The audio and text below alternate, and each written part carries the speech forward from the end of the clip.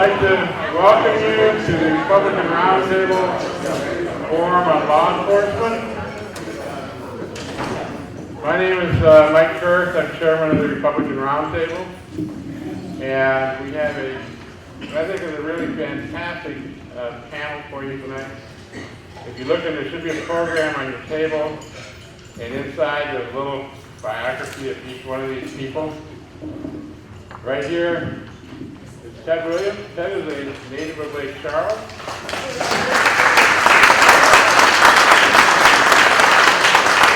Many of you will recognize him. He's a criminal defense attorney and a frequent guest. I'm not sure that's the right word. He's more like the crime investigator for drive-by suspects. Ted has been to every major crime scene in America over the past, 20 years. He's been everywhere. And the Bahamas. He said to the Bahamas too? And the coast. Oh, okay. If you have any questions, Ted's the man to answer them there. Next to Ted is our district attorney, John DeRosier.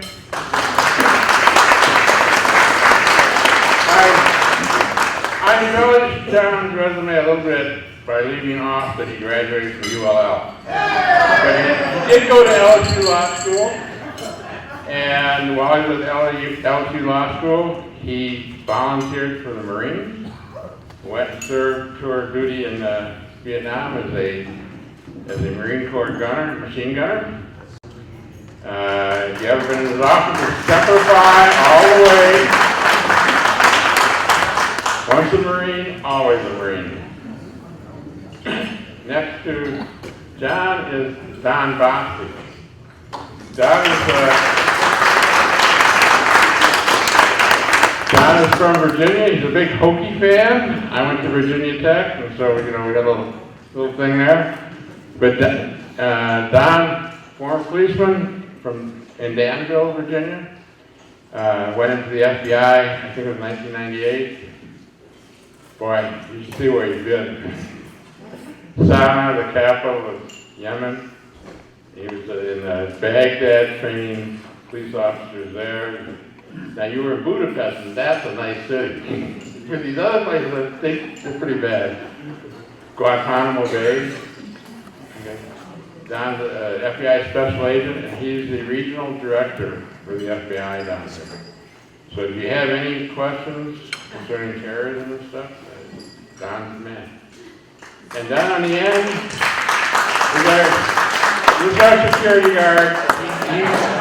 He waved the wand on you and come in.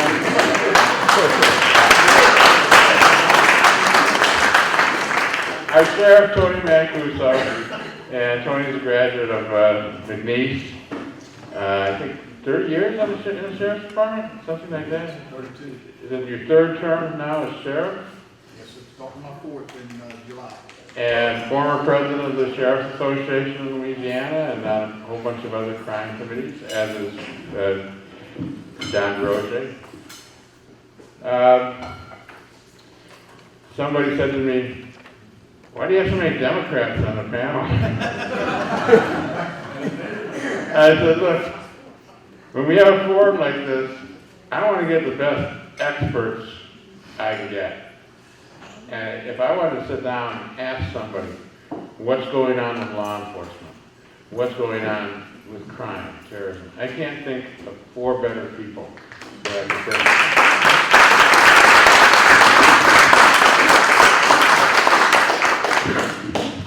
Now, before we get started, I'd like to do, there's a little housekeeping I have to do. One of the things is I would like to have recognized the members of the PEC, if they would please stand up. And in the program, I left, I think, Harry Fontenot's name. Harry is the current chairman of the PEC. Dan Benson, Steve Jordan, Willie Brady, Charles Enright back there. I hope we're not forgetting anybody. I'm trying to scan the audience. Sabrina, Jarrett, okay. The PEC is, the Roundtable is a committee of the PEC. And the PEC is responsible for promoting the Republican brand, sponsoring student Republican organizations. You'll see a list on the back of the program. If any of you are interested in getting involved with Republicans, you know, look at the Republican women or the young Republicans, any of those groups. On your table you have your little elephant, Republican elephant, and I have my Republican tie. These are table decorations. Do not steal a Republican elephant. You can earn them. You can earn these elephants by registering as a Republican instead of a Democrat. But otherwise they're mine. I would like to give special thanks to the man in the back there, Gene Thibodeau, Judge Thibodeau.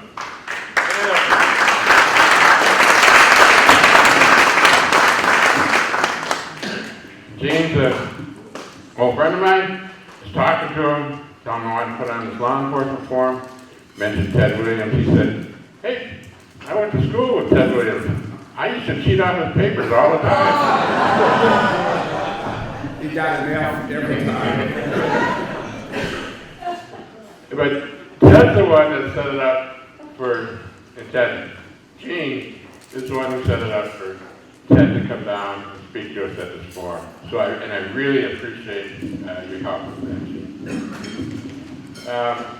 I'd also like to recognize the elected officials that are here. If they would stand up, and I hope I recognize all of you guys. Even if you're Democrats, you can still stand up. You're welcome.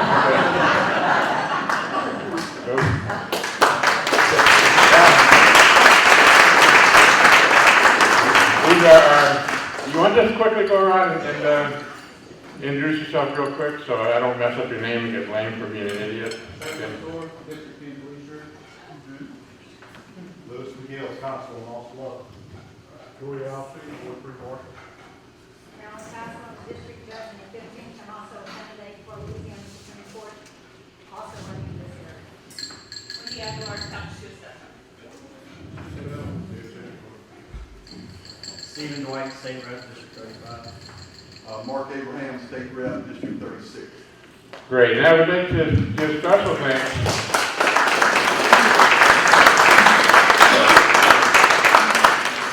I'd like to give special thanks to Steve and Mark, newly elected state representatives for their recent vote as the Speaker of the House. We had asked them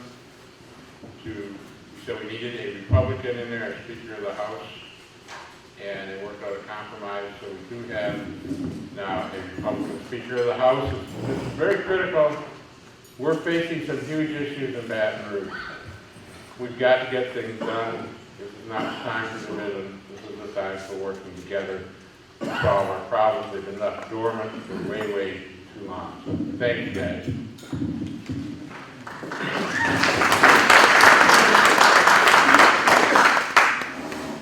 In February, the Roundtable is trying to put on a forum on the upcoming legislative session.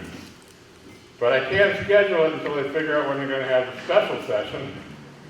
But as soon as they do, I want to get our state representatives together in a forum like this, where you can ask them questions, see what the big issues are, see what their positions are on those issues. That'll be in February. Okay. We start February 14th. Is that a special session? They call it the Valentine Massacre. February 14th, that's St. Valentine's Day, huh? Okay, do they know when it's gonna end? 3 weeks. 3 weeks. That's what's in the heart. Well, we'll figure it out. I'll send out an announcement as soon as I figure out when I can get these guys together for us.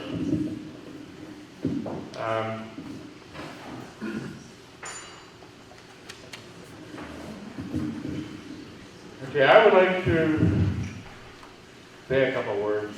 I think this is Martin Luther King Day, and Martin Luther King was a very important figure in our history. Now, I agreed with his principles. I loved in the I Have a Dream speech where he talked about the dream that his children would grow up in America where people would be judged by their character and not by the color of their skin. But I mean, I have to be honest, I didn't agree with all the policies that came afterwards, largely because I didn't think that they were going to achieve the principles and the goals that they were set out for. But if I just take a few minutes here, when I think about Martin Luther King, what comes to my mind is when he was assassinated and the legacy that he left. And he was assassinated April 4th, 1968. That was 2 days after I turned 22. And I was in the Army. I was at Fort Bragg, North Carolina. I was working as a waiter at the NCO club that night. Took the tray up to get drinks, and somebody said Martin Luther King been assassinated. And when word went out, it was like somebody hit the pause button on the TV. And people just froze. And then they got up, and they went home.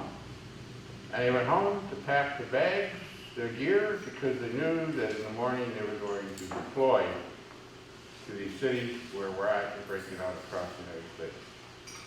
We've been training for 2 months on riot control. We were anticipating trouble. It was a very troubled time in Iraq. We were not anticipating Dr. King being assassinated. But as I think back on this, as everybody says, people from our generation will always remember what we were doing when we heard that JFK was assassinated. For me, it's the same way kind of Martin Luther King. So there's a moment in my life that I will never forget. When the troops from Fort Bragg deployed up to Washington, D.C., I was left behind. I had a top secret clearance and they needed some people to guard the command center at Fort Bragg. So I was assigned to guard the command center. This is where the generals and the colonels coordinated all the activities for the riots, controlling the riots in the cities. Sat there with my 45 at the door, signing in the colonels and the generals. And I remember walking outside and looking around at what to me was a very surreal scene. Fort Bragg was one of the largest military bases in the world. At the beginning of the year, there were 60,000 troops there. And as I stood there and I looked around, it was like Lake Charles after Hurricane Rita. It was empty. No traffic, no troops, just me and my 45 in the command center. And I want to remind you, for the ones my age, I think you'll be familiar with some of these things. For the younger ones, you probably forgot. And you imply that I'm old? I didn't say for old people, I said people my age. 1968. You know what's going on that year? I mean, I just come from Europe. I worked I with was a five, I don't really know. I know. I'm talking to you, Tony. I'm talking to the young people that don't understand this stuff. It's like the old man telling the kids, used to walk to school 2 miles in the snow, uphill both ways. You get that lecture, Tony? Yes, sir. Good. Now, I came from, I was working with a security agency in Europe. Berlin Wall. We just lost the Russian buildup in the Middle East with, I can't think of his name now, the Egyptian guy. I mean, we had Sadat, yes, and we had one of our ships, the USS Liberty ship, attacked, 32 sailors killed, over 100 wounded. They sat over almost 2 days before help arrived. And then the whole incident was covered up. You think of Benghazi? That was much bigger than Benghazi. You know what I'm talking about? Big problem in the Middle East. The Russians were massing to reinvade Czechoslovakia because of the Prague Spring, it was called. January 1968, the Tet Offensive. You know what I'm talking about. You know, 400 soldiers killed in 1 week, 3,000 wounded. And as I stood there looking out at that empty Fort Bragg, we just shipped 20,000 troops over to Vietnam, troop buildup. The Quezon was under siege, and I know you guys remember that. 77 days. 173rd Division of the 1st Air Cav was surrounded, under siege. And later that year, less than 6 months, China would explode their first atomic bomb. 1.2 million people, Mao Zedong now has an atomic bomb. You know, when you look around today, if you think the world is going to hell in a handbasket, try to put yourself back in 1968, looking at what was going on that year, the weather underground. That's what we were training for, was the riots on campus, the attacks on the police. And I'm standing there with nobody, there were no more troops at Fort Polk. We were empty. And on the TV, the back behind me, in the waiting room, pictures of our cities in flames. 22 years old, what the hell are you going to think? But you know, when I look at America, just 40 years later, we elected our first black president. It was the wrong one, should have been Ben Carson. But regardless, I mean, that's a tremendous statement to the progress that has been made by America. It's progress that we can only make as a unified nation. And we have a lot more things to do to fulfill Dr. King's dreams. A lot of hospital commitments out there. But it's a fantastic country. We survived tough times before, and we're going to survive them again. So.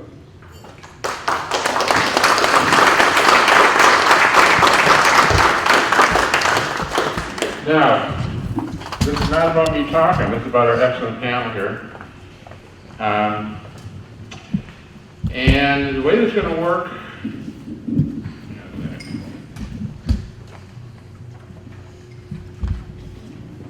yeah, there's our participants. We've got a set of topics that I want to go through. We've got about an hour and 45 minutes to do it. Temporary workers. Attacks on the police, Black Lives Matter, federalization of the police, technology, funding for guns. I'm going to go through these topics and have some questions to ask them. May direct it to a specific person. I got one coming up for Tony here. Get ready, Tony. After Tony's done, I'd like the others on the panel to comment, if they would, briefly. And then we'll open up to questions from the audience. Brief questions, because we've got a lot to cover. And it is not a debate before, but I want as much input from you as I can get. You know, you need your questions answered, asked and answered, okay? So Tony, the first topic. Calcasieu Parish is expecting an influx of 15 to 20,000 temporary workers. These are young males, probably 18 to 45. That demographic is the biggest crime problem. Is that correct? It's the biggest, but it's yeah, I think it's gonna cause, some Disproportionate crime committed by young males, 18 to 45. I would probably bring that down a little bit, but, Okay. but yes, you're on target. Okay. And when you look at the census population, we're basically doubling that demographic in Calcasieu Parish. Okay. Yes, sir. Do you anticipate any law enforcement problems, and if so, what's being done to deal with that? Okay. Sure, I'll get you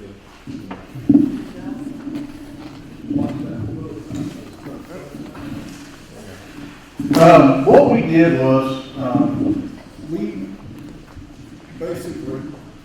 sent some deputies, to a couple of my command staff, to a couple of different areas that have experienced the same thing and had worked at camps and what they saw and what they did. I gave you a handout. The reason I gave it to you is because this kind of explains a growth that we've gone through since about 2004. We experienced about an 8% growth and about a 3% increase in crime. All right, so we managed to stay below the increase of influx of people. And when we went to these other places, that was the same thing that they basically experienced. Yes, they saw a slight increase in criminal activity, but, and I know this sounds weird, it was not necessarily from the people that were moving in. It was the criminals that we have here had a bigger prey upon. Does that make sense? So, I don't think we're going to have some domestic issues. In other words, not only are we going to have males coming in, but we may have their spouses and their families coming in too. And certainly we're going to have some more domestic issues when husband and wife get in a fight. Of course, you got these young ones that are going to go to bars and they're going to get in a fight at bars. So it does impact us as our population grows. But as far as major crimes, none of these cities experience any major crime issues. Not saying they can't happen, but if you look in the handout, we fluctuate. We go down some years in crime. We have good years and we have bad. This past year, we have had as many as 8 to 10 murders in Calhoun Parish. I think this last year we had 3.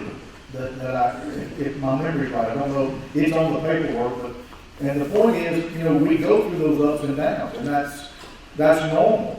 If you look at the national average, we're still way below the national average here in our community, which is a testament of our people, the people that we have here, and the way we do things. So, do I think there's going to be an increase? Yeah, I think it's crazy for me to say no, that's not going to happen.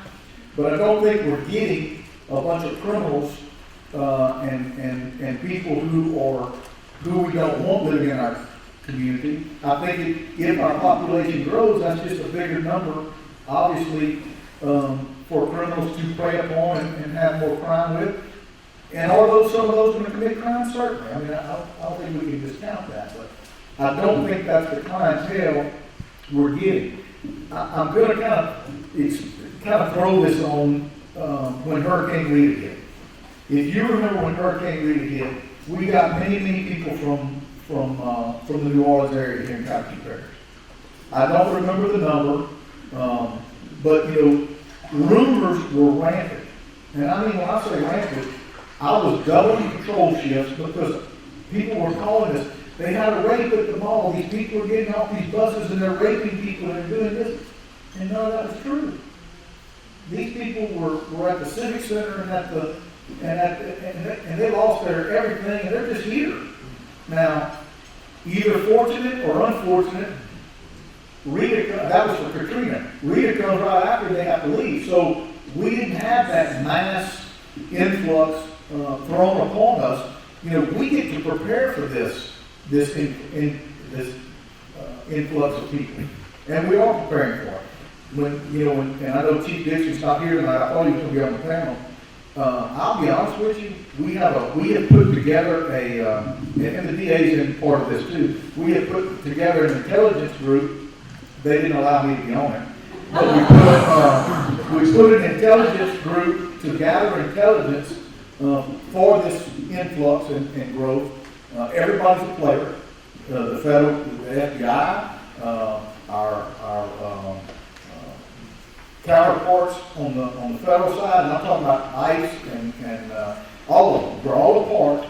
All the local municipalities, the district attorney's office, and we're gathering information now. But for us to, and we have that communication here in Calhoun Parish, which a lot of them, you can't get them in the same room. So that in itself and alone has enabled us to kind of grow as we grow and tackle issues as they arise. But I'll tell you what we're most concerned about, more than anything, and you're going to laugh, is traffic. We're just not set up. And you know what? You can talk about it, but as a police department, it's horrible now. And if you look at our infrastructure, we're just not set up for this rapid growth at this time. And it's just gonna be painful, because there's nothing we can do about it. I can assure you that law enforcement cannot fix that problem, so, but we're working on everything else, and we're optimistic.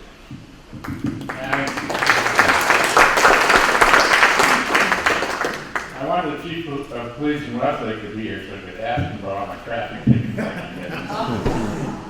John, do you have anything you'd like to add to that?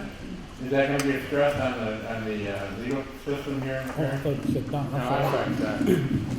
Actually, as Tony pointed out, a number of us have got together in our agencies and offices and talked about this quite a bit, and we're all prepared. And basically, our philosophy is very simple. I don't know if any of you have seen coming in from Texas this big billboard, and it says, "Welcome to Louisiana.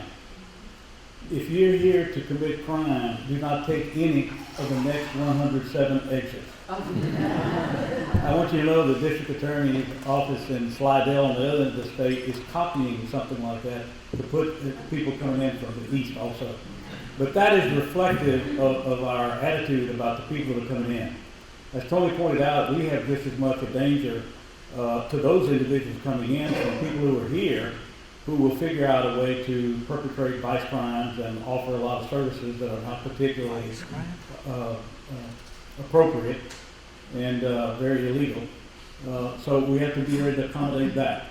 But I don't think we are going to see a spike in serious crime that some people have raised issues about, and I certainly don't blame anybody for raising those because they are legitimate issues. But I think we have that fairly well covered.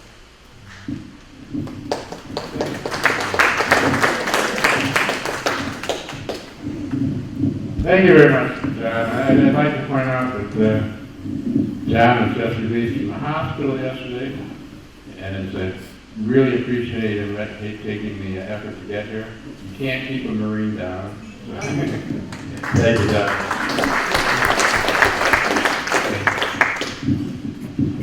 Just want to say one thing about this. We've got 15,000 temporary workers coming into the area. Do you know, Mike, where you anticipate these 15,000 to be coming from? I'm not sure exactly where they go. All of them. My rationale for saying that is we have to watch how we throw fear out into the community. This has been a country of immigrants coming in from many, many places throughout the years. And the good thing about it is having Tony and John here, law enforcement officers, the DA, they've already prepared for that. But one of the things that I am always concerned about is the word fear. We tend to put a lot of fear out in the neighborhood that's not necessary. I'm happy as to what Tony said about these individuals coming in. Some of these people are hard-working individuals. The sad commentary is that there's always someone ready to take advantage of them. They want to stay here, they want to do a job, but there's somebody that'll say, hey, look, you need to give me a part of your salary. I just recently had a case of sexual harassment where I think I got $450,000 for the woman, but she had come in from Nigeria. She worked in a health department. As part of the health department, one of the supervisors who was from Nigeria decided that he needed to sleep with her and that he needed a part of her salary. And to be very candid with you, that's something that's somewhat cultural in some of these societies. So when we have a mass amount of people coming in from everywhere, and I'm happy with what Tony said, you got to try to protect them because they want to come here and they want to do a job, but also they're being shaken down by individuals, unfortunately. Okay. Let me open it up now to the audience. Does anybody have a question they'd like to ask and follow up? Yes. I don't really have a question, sort of a question. I'm really hoping that Tony's going to be able to do all the things he says, and I'm hoping John DeRosier, I have a lot of trust in. However, Chamber of Commerce in Wilson, North Dakota.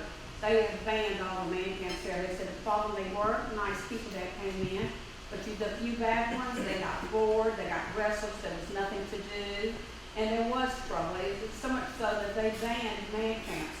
The man camp problem seemed to stem because of service provider of man camps. They said where Tony sent his people to Colorado or company-owned man camps, and they were excellent. They were very strict, and they maintained them beautifully well. It was when these outside companies, and I don't want to mention their name, provided the man camps that they seemed to have problems, and most of it was boredom. They did push a rule out where they had to be 2 miles outside the city limits, but at this point in time, they don't allow any of them in Wilson, North Dakota. Now, what happened was the people came in, they didn't have their families. As they built apartments to bring their families, their crime rate dropped significantly.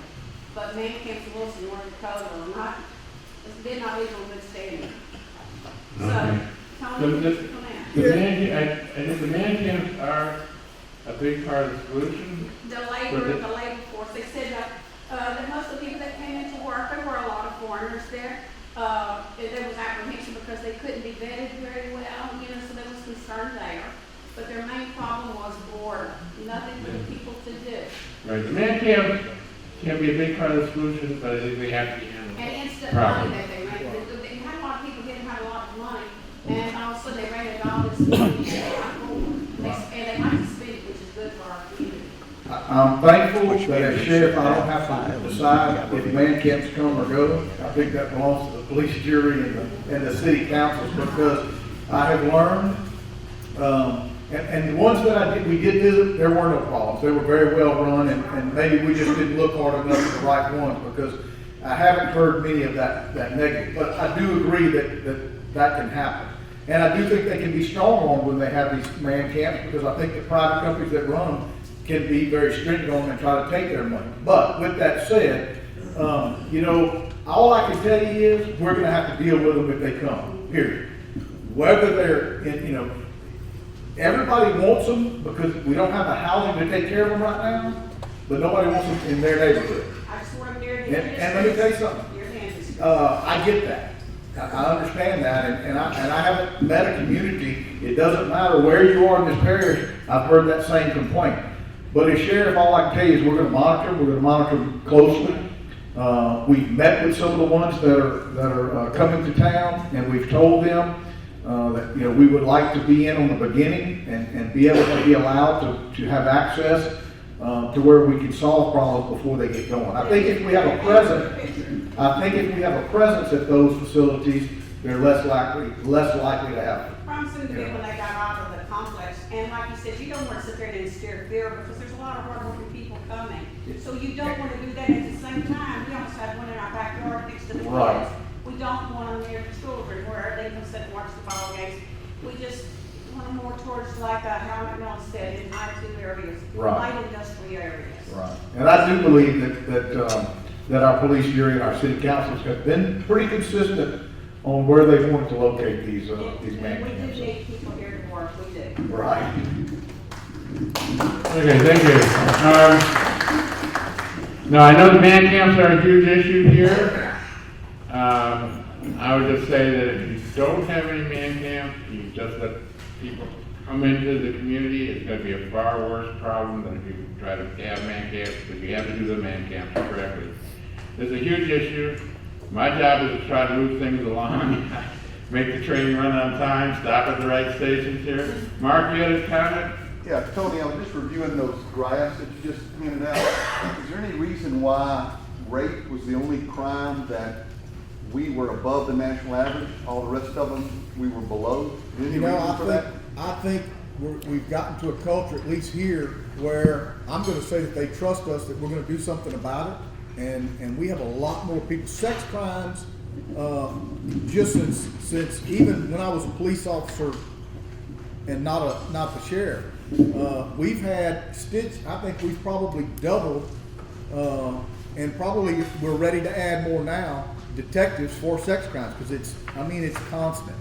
And I'm talking about, that includes child abuse, sexual cases too. So keep that in mind. It's how Don and I were talking about this a while ago. it's how we have to, it's how the UCR reporting does not always reflect the true picture, but that's how we have to report it to the federal government. So it doesn't mean that all those are founded and that they're all, did you look at the solve rate also? The what? The solve rate? Yeah, it was, The yeah. comparison to it is Yeah. probably way above the national average. Yeah. All of them were above, it seemed like, the solve rate. It was just kind of surprising to me, that particular crime was there, and then I didn't know if you were planning on doing something different, you just answered that question Yeah, about. no, we going to have to, anytime, you know, I'm gonna give you an example, and I say this because it's easy for me to do it, and Don can tell you from his perspective. Why not? My son worked for a Cameron Sheriff's Office, went to work for Suffolk PD, where he handled 15 cases a month as a city policeman, as a detective in Suffolk. He now works for the state police, and although he gets bigger cases, in other words, maybe a public corruption, a police officer investigation, or a police officer shooting, he only has about 2 or 3 cases a month. With the Federal Bureau of Investigation, what's your average for your detectives? Agents in my office typically carry a caseload of about anywhere between 18 to 25 cases at any given time. Okay. Mine probably a detective in my office gets 5 to 10 a week. So the number I can't double them. I've already added, and it's that repetitive. I mean, we get so many cases, and then some of them are, you got to understand, that's everything. We have misdemeanor detectives. That's everything from bicycles to home burglaries, and so they just get the volume that we do here is a lot compared to most other federal or state agencies. Thank you. And that's going to affect this. This influx of people is going to affect us. Okay, listen, okay, we got a lot of things to talk about. Let's be as brief as we can, okay? I know John wants to talk, and you. This is one question for Tony. You said you don't expect serious crimes to be up. But the demographics that you talked about, men 18 to 45, do they not tend to be sex crimes or not just been skyrocketing? Well, I'm going to go back to what we studied. I think North Dakota is where we went. That was one of the man camps that we visited, if I'm not mistaken, in that area. It may not have been the man camp that, okay. But we talked to the police departments, and they did see a 5% increase in crime overall, but not major crime. So, keep in mind, let's say it's a prostitution case. That's a very good possibility that we're going to have an increase in that. Okay, but that's a misdemeanor. We got to compare what we're talking about major crimes. We're talking about armed robberies, rapes. Is that possible? Yes. But from them talking to us, it's their same criminals that are committing the crimes against the people that have come into their community. I'm not saying none of those, as Ted was talking about a minute ago, I'm not saying that none of those people that come in are going to be angels and not get in trouble. We're just saying it's going to be a very small percentage of them. Thank you. From what we've looked at and stuff. Thank you. And I know this is a very hot issue here. We probably could have had a 2-hour forum on nothing but this. But we got a bunch of other stuff to go through. So, Tony. Yes, sir. Yes, sir, and no, sir. Yes and no. Yes and no. I got to count your words. Very briefly. Number one, as Tony pointed out, one of the things that we in law enforcement will demonstrate to any of the companies that have man camps is our attitude. And our attitude is, welcome to Calcasieu Parish. But if any one of these man camps steps out of line, they're going to get trounced upon by law enforcement. We welcome them. We want them to work hard and improve this community. We're not going to tolerate misbehavior. Number two, relative to sex crime. Shortly after I became DA, we added a division.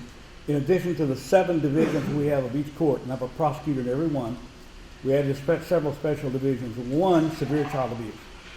We have a prosecutor that does nothing but severe child abuse, generally the physical abuse or sexual abuse. As of January 1, 2016, I've added another special prosecutor that will handle only adult sex crime. So we are zeroing in on those sexual problem issues, and we're going to prosecute those to the fullest extent and hopefully send the message in Calcasieu Parish, you just don't do that. Thank you. Okay, this next question I'm going to direct to Ted Williams and also to Tony Mancuso, if he promises to be. Listen, over the past year, we've seen a number of law enforcement officers attacked and some killed simply because of the badge that they were wearing. Do the police officers feel that they are being targeted, and if so, has this changed the way that they do their jobs? Ted? Well, there are a lot of dynamics going on here. Yes, police officers do feel that they're under siege. But let me just back up a little bit. There's something called video cameras now. Those video cameras are out there and they're watching law enforcement do their jobs. I was talking to someone about this the other day. Right now, we are covering a case in Baltimore, Maryland, where 6 law enforcement officers are on trial. They are black and white law enforcement officers. It isn't like i.e. they're just white officers.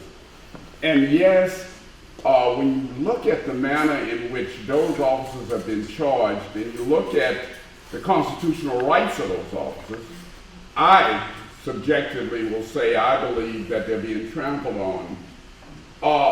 I said this on television the other night. In 40 some odd years in law enforcement, I've never seen a law enforcement officer charged criminally with not strapping somebody into a seat. And that's one of the charges that they're facing. So yes, they do believe that they're under siege. But there are some law enforcement officers who have abused their badges, and unfortunately, it's a broad brush being painted in law enforcement. Just think about it. If I ask you about the Scott case, South Carolina, guy running away from the cop, and the cop shoots him in the back. You can't justify that. You look at the McDonald case in Chicago recently. The guy is not coming toward the police officer, and he's shot. Now, and just think about this. A lot of those officers in Chicago lied. And I can't make it speak more candid than that, than to say they lied. They said that the guy was coming toward him with a knife.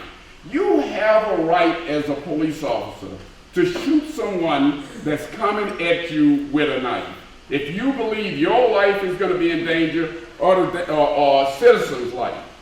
But, look, white officers, black officers, green officers, they wear that badge and they go out every day of their lives to serve and protect. Let me give you a hypothetical right now, and I just want to show you, to demonstrate something. John, can you hold this for a second? Mike, can you come out here? We'll make this very simple. Mike, I'm all of a sudden, I'm a police officer, I'm trying to arrest Mike. I'm trying to put the handcuffs on him. Mike starts struggling with me, and I am doing all I can, so I hit him, and I do this, and guess what? The video camera catches that. I have to do whatever I possibly can as a law enforcement officer to effectuate that arrest, not injure the person, but to get the person to comply. And I think Tony will tell you, there are and Don will tell you, and maybe John, but there are some compliance techniques that is seen on a video where you're actually trying to effectuate an arrest. Look, Greta and I were up in Philadelphia about 2 Fridays ago. Law enforcement officer rolls his window down when someone asks for his attention. The guy winds up shooting him 3 times in the arm, gets into the automobile, shoots into the automobile. The guy lives. The guy backs off. The law enforcement officer gets out with 3 bullets in him, shoots the guy in the butt, excuse the expression, and keep on moving. Just recently, I was down in Houston, Texas. Deputy sheriff comes out of a store, going to his car. Deputy sheriff is shot once, falls on the ground, the guy shoots him 14 times. There is a fear. There is a fear that if you're doing your job, that you could be harmed. But, on the other hand, if you're legitimately doing what you're supposed to do as a law enforcement officer, and that is to serve and protect the community, I think the community will reward you. We used to have a saying in law enforcement, and that is that we would much prefer to have 12 men judging us, and women, I'm not leaving you out, 12 persons judging us than to have 6 people carrying us. And so I'm simply saying, yeah, law enforcement is under siege, but I will also say that there have been some law enforcement officers who have abused that shield and has created a problem, broad brush, for many in the community. Sort of like, and I'm going to sit down when I say this, but it was sort of like the last topic. Well, you know, you got 15,000 people come in. Okay, 3 of that 15,000 go out and rape somebody in Calcasieu Parish. And guess what? We're not looking at the 3, we're looking at, oh my God, look at all these horrible people. And so that's what we must look at. Ferguson, Missouri. I want to see Mr. Scott, who was shot in South Carolina. I want to see him as a beacon of what should not happen.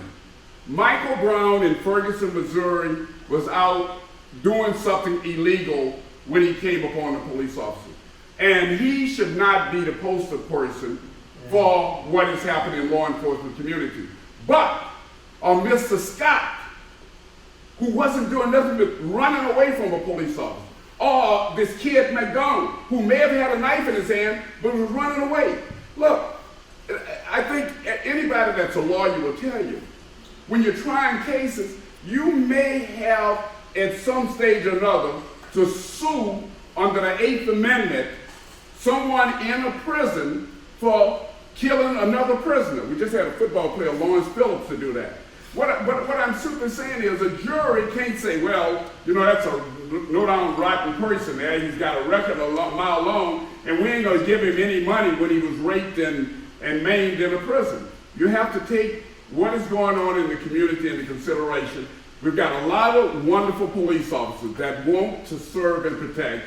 The bottom line, though, is just that minority, that small minority, makes it terribly bad for Tony and those who want to serve and protect.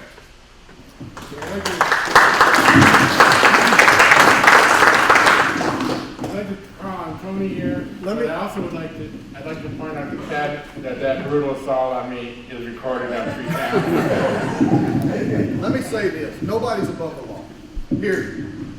And when, you know, Stitch and I, he's here with me tonight, my chief, and since we've taken office in 2004, I think we counted the other day 30-something deputies we've arrested. We've arrested our own police officers. We had 6 of them probably 6 months into our first term. And by the way, both of us looked back and said, what the hell were we thinking?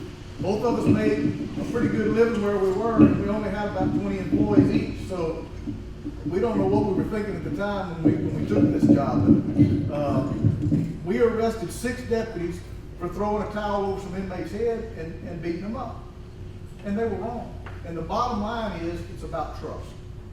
Regardless of how you look at it or what you say, it's about trust in your community. And I think some of these areas just don't have the trust of their community. Because I'm going to tell you a very sad story that this can happen in Calcasieu Parish every day. What I mean by that is, we could justifiably shoot and kill somebody in Calcasieu Parish every day. Because we encounter the negative, but that's not what we go out and set forth to do. What we go out every day to do is to try to defuse the situations that we're thrown into. And we do that about 99% of the time. It's just that 1%. I've had an officer since I've been sheriff. I've had a couple officers shot and killed. I've had some die in car wrecks. And we've shot some people. And it goes back, in my opinion, to trust in your community. You know, when all this started happening, the first thing we did was was meet with some of our minority leaders and our preachers and say, hey, look, we don't want this to happen here. What can we do to bridge this? How can we convince African-American young people to comply with officers, to let them do their job in our community and not have that negative atmosphere? And that's what we did. Don came with us, the district attorney. We had a big class that lasted. James Stewart, one of my lieutenants right here, kind of headed that up for us. And we have, we already felt like we had the trust of the community because we've always done the right thing. I'm proud to say at this point, knock on wood, the FBI has never had to step in with us and investigate a civil rights case or any other issue because we correct our own problems. The FBI doesn't investigate somebody that's doing what they're supposed to be doing with their problems. In other words, as sheriff, when I get somebody complain on the officer and I investigate it, it's either not founded or they've done something wrong. And if we do the right thing, they're not going to come in on us. The Justice Department is not going to come look at us if we do the right thing. And we've managed to do that, and we have that trust. I tell people, they say, well, every shooting that we've had, do you realize when we shoot somebody, I'm talking about the Calhoun Parish Sheriff's Office, when we shoot somebody, we can investigate it ourselves. We've never done that. We've always called in the state police, just so there's no question about it, period. So do I think we're under siege? I think there's many communities in our country that are. I do not think we have that disconnect in Calhoun Parish. But I do believe that our police officers, we are being challenged more than we ever have been. We've been having cameras in our cars since 2006. All of our cars are equipped with cameras. Best thing I've ever done. I do plan on having body cameras. The problem is right now, we're talking about anywhere from $700,000 to $1 million. I have 200-something patrolmen. Okay? So you can imagine having to outfit all of them with a body camera. And the problem is, I can go get one today. I want it to pair up with the car that I have. I don't want to have to reinvent. I don't want to have to buy a whole new equipment for my car. So I'm working with the company to come up with something that we like, and so far we don't like what they're producing, the company that we have now. But I don't have a choice. In other words, I either go with two different systems and have to buy a whole new computer system for one. I don't know if you get what I'm saying, but the point is I do think that bridges a trust with our community, knowing that we have those cameras and that we can look at it anytime. But anyway, is there a disconnect? I don't think here, but is there a problem in our country right now with police officers? Yes. Okay, I'm going to skip. Implies that police do not respond to crimes committed against blacks or committed by blacks the same way that they do crimes committed against other races. How can community relations be improved with the subject? Well, I don't know about other areas, but all lives matter here. We're going to investigate whatever's brought to us. We're not going to pick and choose whether they're a black male, female, white male, female, Republican, Democrat. We don't ask those questions. We're going to investigate the same way that we investigate any crime for any person who's a victim. Period. Okay. Well, let me follow up with that a bit. So, Ted, starting with Ted last night, he was a police officer in Washington, D.C. Same time I was there working in the inner city, and I came from an all-white background, found myself in the inner city in Washington, D.C., and the role the police played, the role that the community perceived, was very different from where I grew up in an all-white community, and the way it perceived in the inner city. I mean, there is a reality, there's a legacy there. Ned? Well, I'll approach it this way.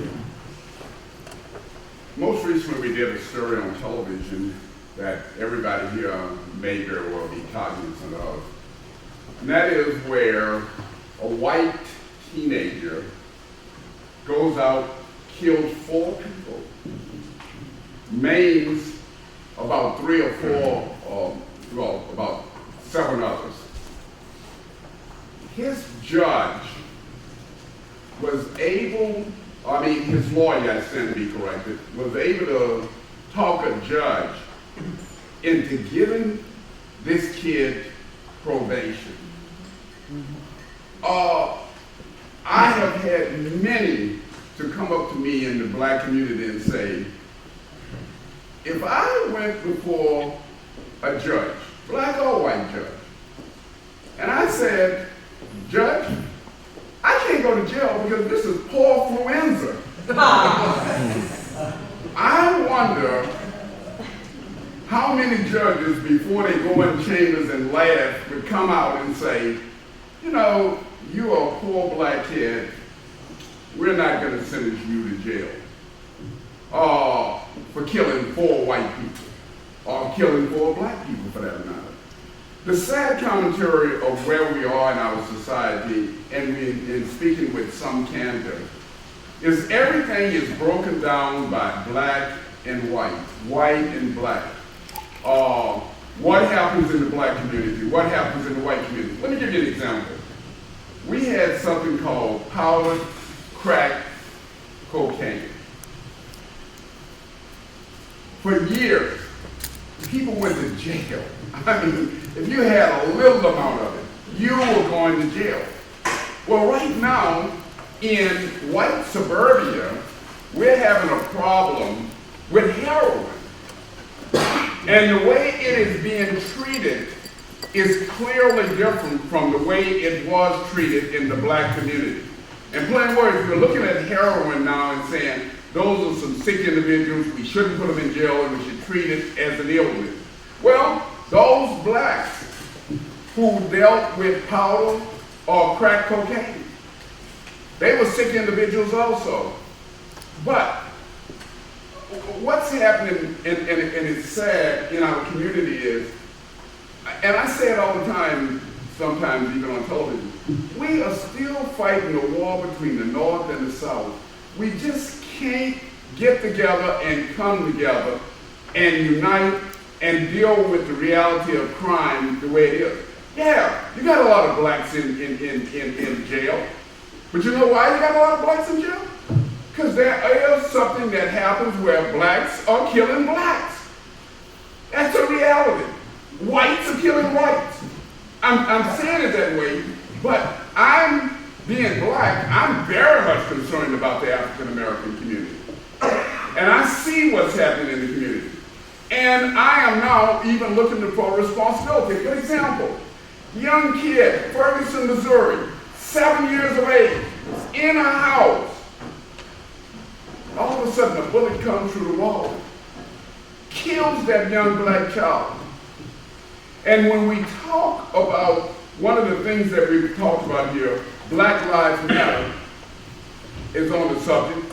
I believe that Black Lives Matter. But like Tony there, I also believe that all lives matter.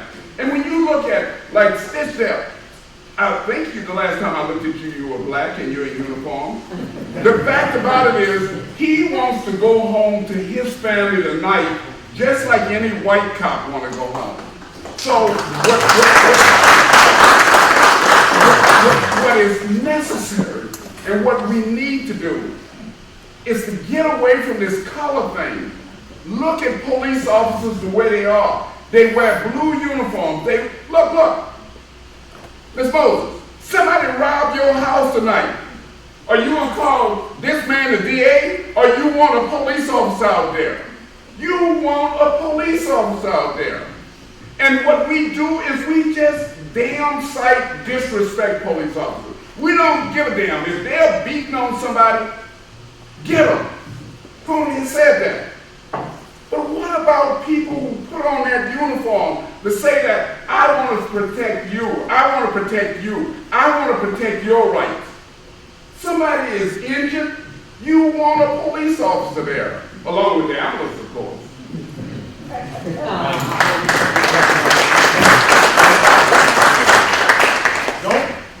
I have watched fellow officers who I love dearly also.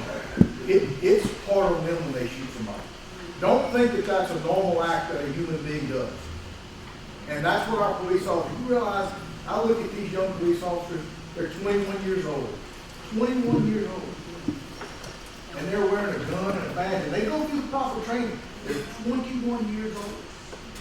I looked at this kid, we shot a woman, I don't know, 8, 9, 10 months ago, a year ago. I lose track of time, I'm sorry. She had her 9-year-old kid in the car. It was a traffic stop. The next thing you know, she's going around, the police officer's in front of him, he's out of her car, and she's coming out and he shoots her. 9-year-old kid in the car. She put us in that position. When I got out that scene, he's holding that little girl that's screaming. The officer that shot the mama is holding that little girl, telling her, baby, it's okay. And then you can hear him on his body camera praying. Gives me goosebumps to this day. He's thrust into that situation. He's scared. He's about 26 years old. And his life's affected now for doing his job, for doing what he gets paid to do by us. So every life matters. It does. And it comes down again to trust and are we going to do the right thing? I believe we have done that in every situation here. And when it doesn't happen, when we do have to discipline and we do have to do something, we're going to do it. It's simple as that.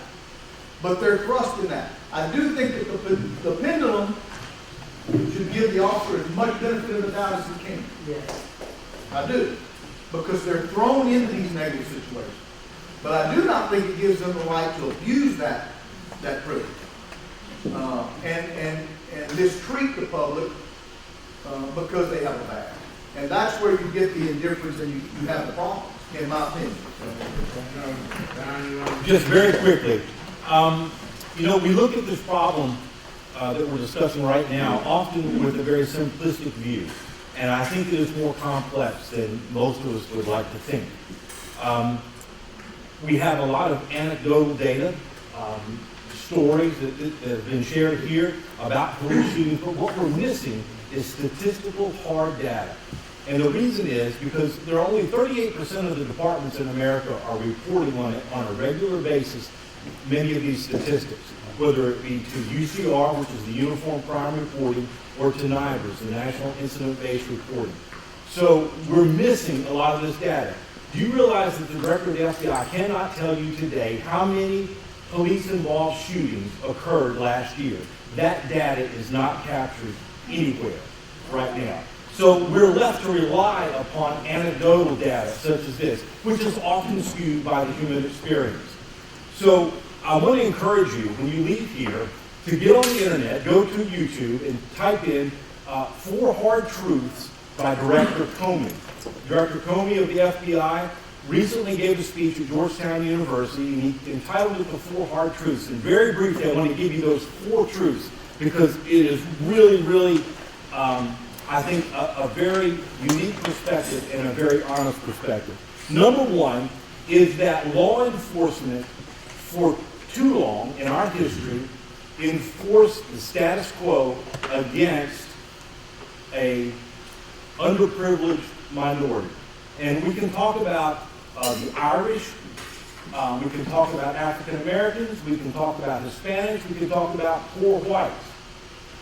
And throughout the history of the United States, there have been instances in which disfavored groups were treated differently by the police. That is the truth. The second thing is that we all have an unconscious bias, every single one of us. Whether you are a police officer, a reporter, a school teacher, you are, based on your human experience, you have certain biases. And you have to understand that and be honest with yourself about those biases. Number 3, police officers have to resist cynicism, just like you guys do. From watching the news over and over about these bad acts, you become cynical against police. Police also have to resist the temptation to be cynical because every single day they are working in the neighborhoods that you and I drive around on the way home from work. They are confronted every day with the worst part of society. And you cannot do that day after day, year after year, without developing some cynicism. And police officers have to identify that, and they have to resist that. That is the cynicism that allows you to believe that every black male that you come across is a bad guy, because the last year, every black male you've come across has committed a crime. That doesn't mean that every black male is bad just because that has been your experience. So law enforcement has to resist that cynicism. And then the fourth is a really hard truth, and that is that our communities are responsible as a whole for this whole problem. Because we have too many homes that are single parent, we have too many kids dropping out of school, we have too many families that are corrupted by drugs, we have poverty, homelessness, the list goes on and on. This is a very complex problem that's going to take more than just the police to fix. This is a societal problem, and we really have to be honest with ourselves. It took decades for us to get into this situation, and it's not going to be a fix overnight. We talk about cameras in law enforcement. When I talk to police officers in the academy, I tell them, embrace the camera. Embrace those witnesses who come out with a cell phone and they want to videotape you. Go on and be a YouTube star. Let everybody show that you are the police officer, the best of all the police officers, because it's videotaped. So anyway, that's enough for me.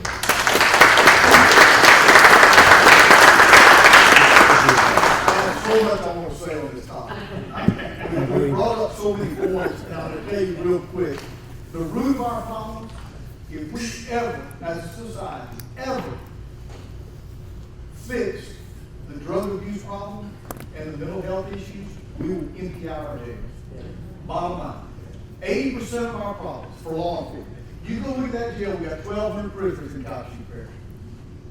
I guarantee you, we'll empty out 80% of it if we ever grasp and fix that. And that's a social problem. It is. I can't fix that. All I can do is task with enforcement. Okay?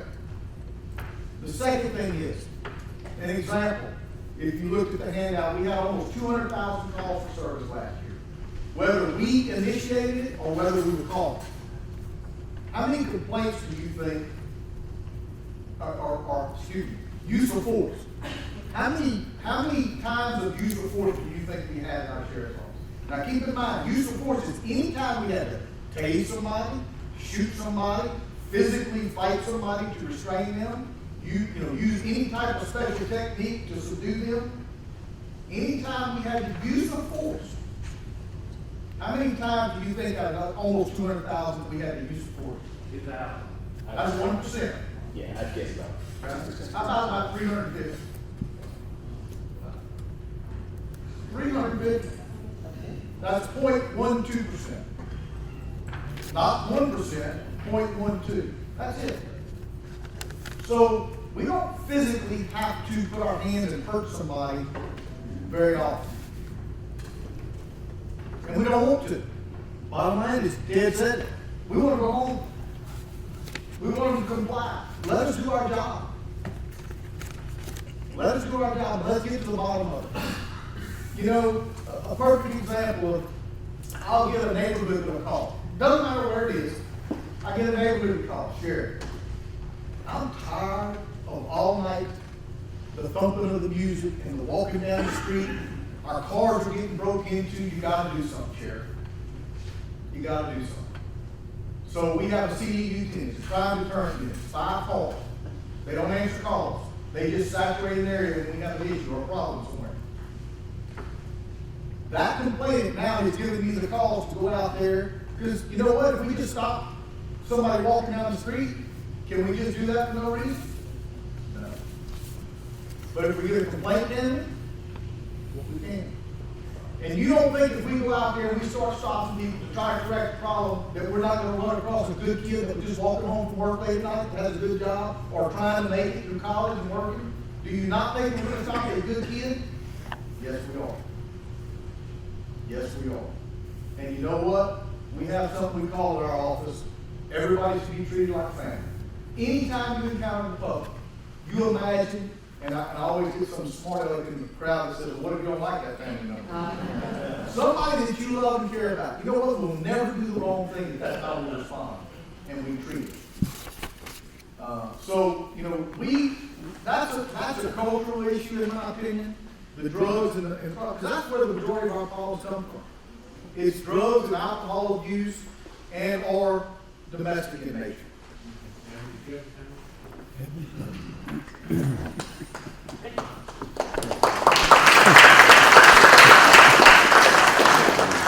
let me ask in the audience, do we have any comments or questions? Yes, sir. I have a comment. Just speaking from my personal experience, 47 years old, I'm from New Jersey. I grew up in the projects in New Jersey, and I really like the depth of the comments that were made earlier because I can agree with everything that's been said, but I wanted to add a little bit to it. In my community, very poor community, inner city, we trusted our police. We liked our police. I had a good relationship. They could knock on our door in the middle of the night, which didn't happen a lot, but if they did, I wouldn't be scared that they would come and harass me or shake me down or anything like that, because of the relationship. You talking about the police? I'm sorry? You talking about the police? Talking about the police, yeah, and I think that's true for most of my community. At the same time, I grew up 15 minutes from Manhattan, and from what I knew of New York police precincts in New York, the way they did business, totally different. I'd be terrified if I was approached by a police officer. I'd be terrified if I was stopped, and there were times where I was approached, and it wasn't a pleasant experience because the culture was so different in the way they interacted with their communities, and it just builds on this you can't be disrespected. I'm not going to go too deep into that. I'm just going to try to make my point. If in the same way, and I'm talking about Black Lives Matter and the police feeling like they're under siege, in the same way, police don't want videos playing over and over showing, police misconduct and everything like that. That makes them feel bad. They're all wearing a uniform. Doesn't matter if it's the same uniform. It's a police uniform. So by some sector of society, they're going to be perceived as all complicit in that to some degree. But I want people to understand that minorities community often feel the same way. When we had this knockout video, when everybody knows about the knockout videos on the internet, and young black males, punching people, and that scares the bejesus out of all the young youth, black youth, because they say that's going to be put on me. We have a term in the black community. We see somebody do something foolish, and we say they set us back 50 years. They set us back 20 years. And I think that's something unique to the black community that the white community doesn't have to deal with. The guy in Aurora didn't set anybody back in the white community. You understand? But the knockout game did, because black youth, it reinforced that menacing, dangerous, and I've asked often at work, I work with Jude Frederick, and I've asked often at work, I hear people's stories, and I'm going to be concise about this. I'm going to wrap it up. I just want to make 2 points. I hear these stories about their youth, how they encountered police, what they were doing. They were young, they were crazy, they were immature, they did things. And they got often approached by the police or caught by the police. And the outcome of those encounters was so drastically different from what I've seen in the black community. Because, and I asked them, I said, let me ask you an honest question. I've asked this to many people. If a 15-year-old black male was doing the exact same thing you had done, and you saw it today on the news, and you saw it on video and everything, what would you think of him? Menace to society, incorrigible, lost cause, only going to get worse. And that, I don't buy into the whole police are the problem. I think it's a cultural problem. The police just have to be the ones in place to be in contact with our communities. And by the way, I have 13 years of law enforcement experience, 5 years undercover. I work for our police right across the bridge. So I'm speaking from a black experience, I'm speaking from a law enforcement experience. And I don't think, with that all said, I don't put it on police at all. Because in places like New York, and I don't want to put it on them, but New York, New Orleans, Chicago, there's this history of, okay, police do some passive misconduct, they go, if they even get indicted at all. But they don't answer for it. And then it encourages the bad elements to continue to do it. It emboldens them. You understand? And so you got good cops who are wearing the same uniform as the emboldened bad cops who continue this trend. And it hurts everybody, because I don't know, last time I got pulled over, I got beat up in front of my family and everything. I don't know that cop's name. I don't know who he was. You're wearing a uniform, so now I'm scared of you. They say a cat jumps on a hot stove, he won't jump on a cold stove either. But with that said, I just want to point out one more thing, is like the Clyde and Bundy thing. What? Clyde and Bundy, Nevada. Good friend of mine is a deputy sheriff in Nevada. And he was there when these guys, these militia members, pointed assault weapons at law enforcement personnel and everything.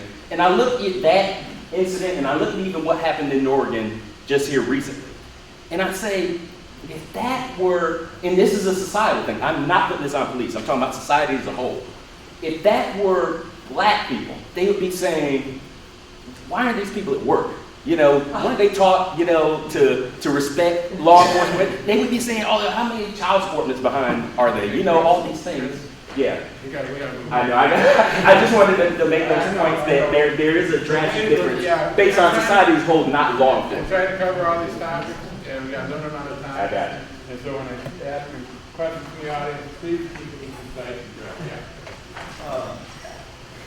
First, I'd like to thank God for leadership in this community and this parish. There's God-fearing men that are Christians. I appreciate that more than anything because it comes from that's how our society evolves and is productive. And I'd like to see a forum on spiritual enforcement. I think part of our problem is not just about legal and illegal, it's about spiritual enforcement, about praying for the men and the women that are over us. The Bible tells us to do that. And you know, as far from a citizen point of view, it's easy to criticize those authorities. You can find problems anywhere. But what we need to do as citizens, and I give you this at a go group meeting one time when there was some discussion about this, and there was a lot of criticism going forth. But our position as citizens, if we're Christians, if you and you, we spend a little time praying for him, and those that are the subordinates, there would be a big difference in the way things played out. Everything from the traffic to the crime to the rape, every aspect of it would change drastically simply because we put our spiritual stance as Christians and stood in the gap for these guys. Because I saw something recently, and Kate, you'll know about this, is in Colorado where they were evacuating a school, and a law enforcement man, officer was there, and he said, don't worry, nothing's going to happen to you because they got to go through me to get to you. And that's another, there's two places in the Bible. One is Romans chapter 13. I encourage everybody to look it up. Those men right there have the authority to do their job, and the ones that are doing the crime should fear them because that's why they're there to enforce the law. And the other thing in Matthew is that anybody gives his life for another, even someone he doesn't know, no greater love is this. And I know these guys are working on to do that. Okay, thank you. Do we have any other comments, questions? Yes. Just one thing I want to touch on. I'm a physician, but I'm not a psychiatrist. I'm an old physician, and my dad was a doctor. One of the things I remember in Louisiana and in other states as well, we had what we call mental institutions for the mentally the people that were unable to adapt to society for the most part, and that included the criminally insane. And we don't have that anymore. We came up with all these drugs like DeRosier, et cetera, and all the drugs that we thought that these drugs were going to take care of the criminally insane, and they don't. And now we have these mass murders, not the individual, but the mass murders that occur, lots of them about people who are criminally insane from birth. And there's not a damn thing you can do about it, but you can test this, and find these people and identify them, and we have to think about removing them from society. We really do. The murder up in Connecticut, the one in Virginia, the Virginia Tech, it's just amazing how many of these mass murders are killed by people criminally insane. I think we can take care of it. We're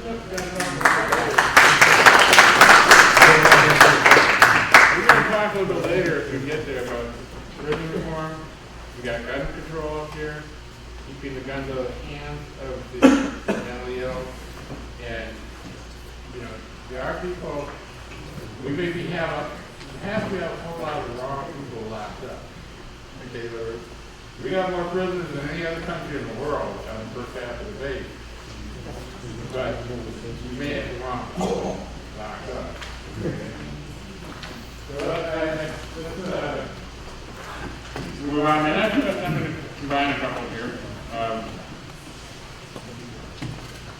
How, and this goes to all of you, how is technology changing law enforcement? We've already talked on this, We have drones, basically seeing your backyard, look at your house. voter than anybody else. All right, thank you, Nancy. Okay, this is about technology. How is technology changing law enforcement? We have drones that can look in your backyard, can look in your house. We have cell phones that track everywhere you go. They can look at your history, who you were talking to. Social media, they can get on there and track you. DNA, video cameras, body cameras. How is this, number one, how is this affecting law enforcement? Because it can both benefit law enforcement and it can also benefit the criminals. And number two, and especially for John here, is there an issue, or there is an issue, about privacy and constitutional rights? So let me throw that out to whoever wants to jump on it. You want to get going, Ryan? Yeah. Wow, this is a topic that could take the whole 2 hours. It changes everything. Technology today. I spent, in 2006, I went to the people and asked them for a half-cent sales tax to invest literally $30 million in capital improvements, mostly technology.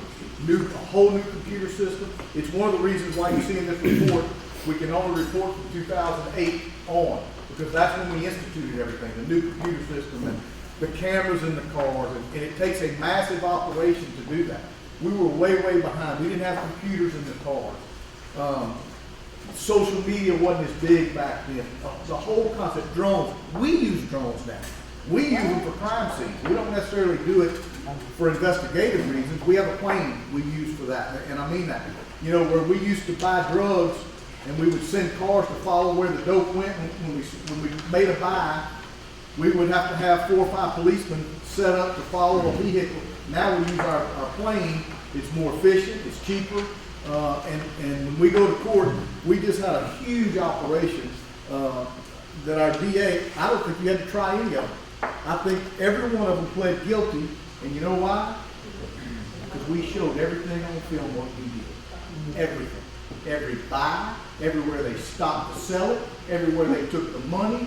You know, people criticize me for buying a plane. I bought a plane because it was cheaper to operate than a helicopter. You know how much it cost me to operate that plane? About $100,000 a year. I have an all-volunteer pilot division. The only thing I pay for is gas and maintenance. That plane does so much for us. Besides the terrorist issues that we deal with the planes, and we use the plane for that. So there's other issues we use it for, but we use it a lot. With that said, technology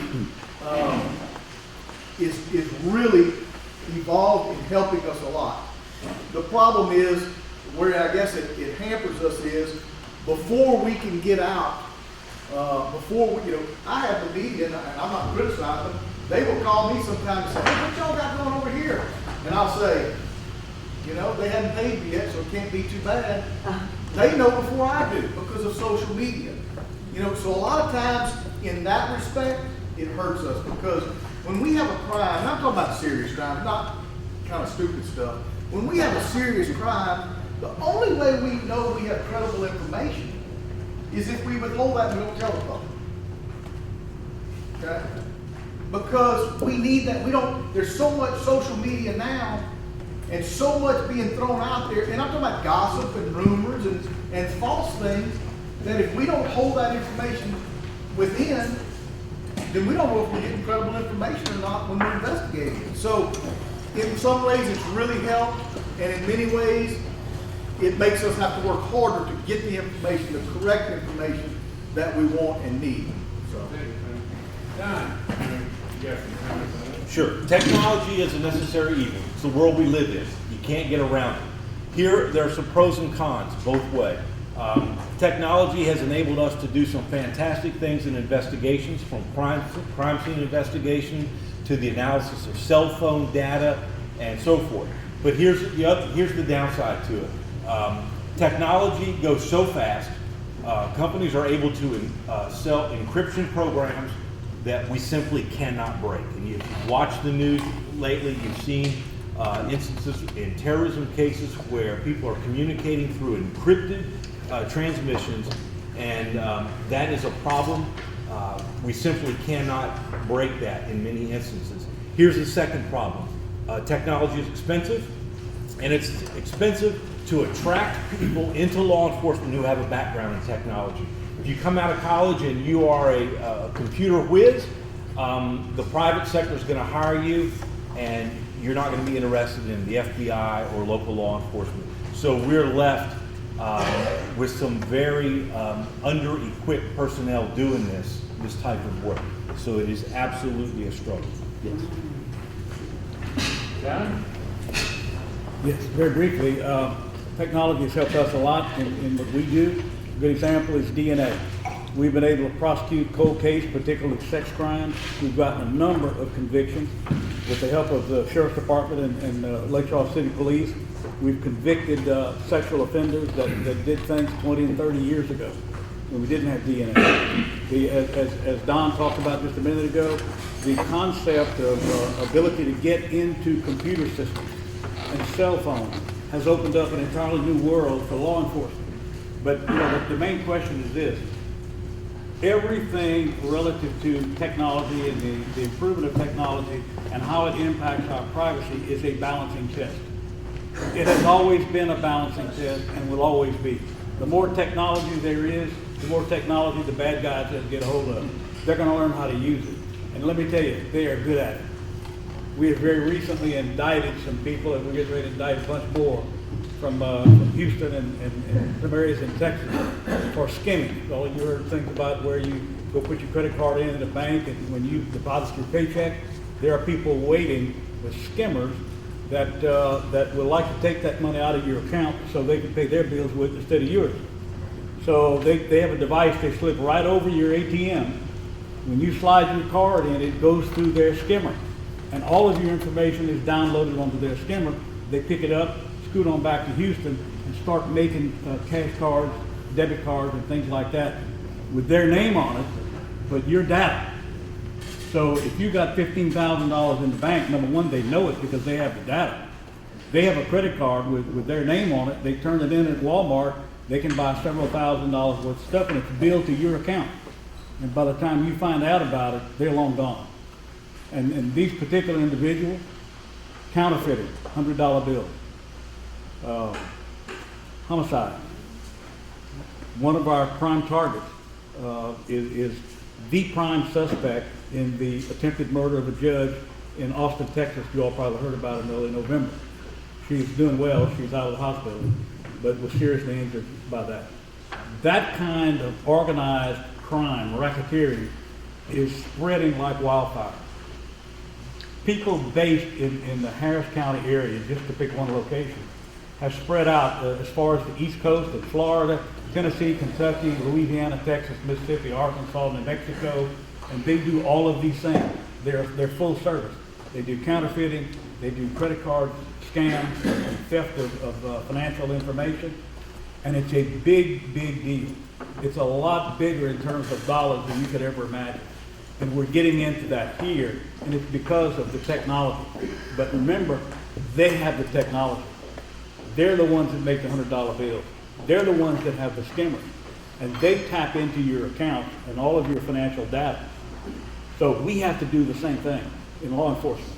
In order to do that, there is an invasion of your privacy to some extent. It is a necessary evil of the system. Again, it's a balancing test, and that's what it's all about. Well, I can be very succinct because John, I think he was over here looking at my cheat sheet.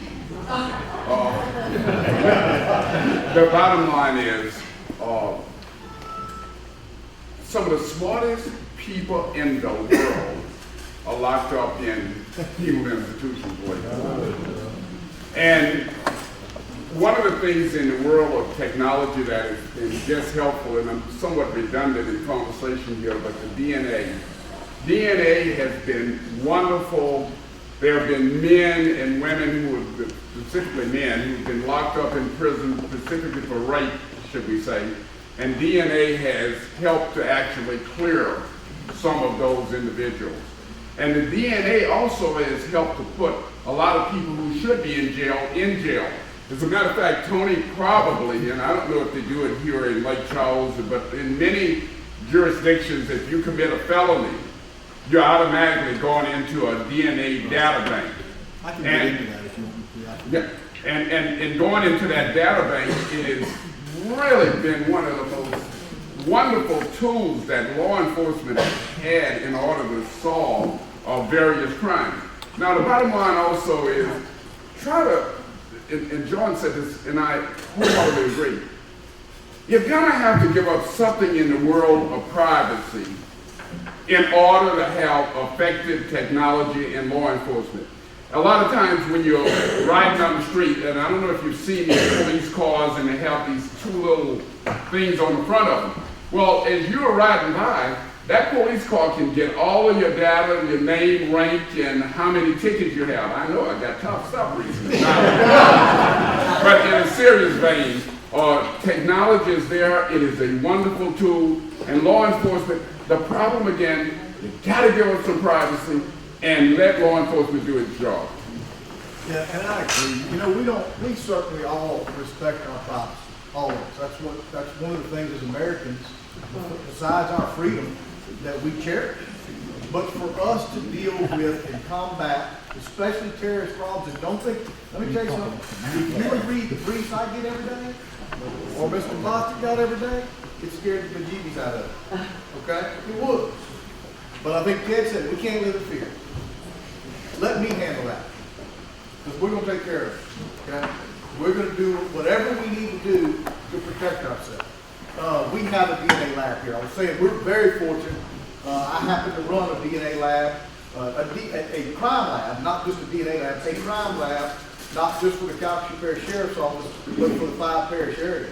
And we do have DNA analysts, so I don't have to send anything off. You know, when you look at that report, I was telling the media to the side, when you look at that report, you see our solve rate for murders. You have some times where it's 100%, 70%, 60%. I can tell you this. Every unsolved murder we have in Calhoun Parish, we have a suspect. Okay? It's just a matter of we can't prove it yet. We have a DNA profile of a little girl, her name's Bostic, young, pretty young lady in Moss Bluff, got dumped on the side of the road, was killed. We have a DNA profile, we have a suspect.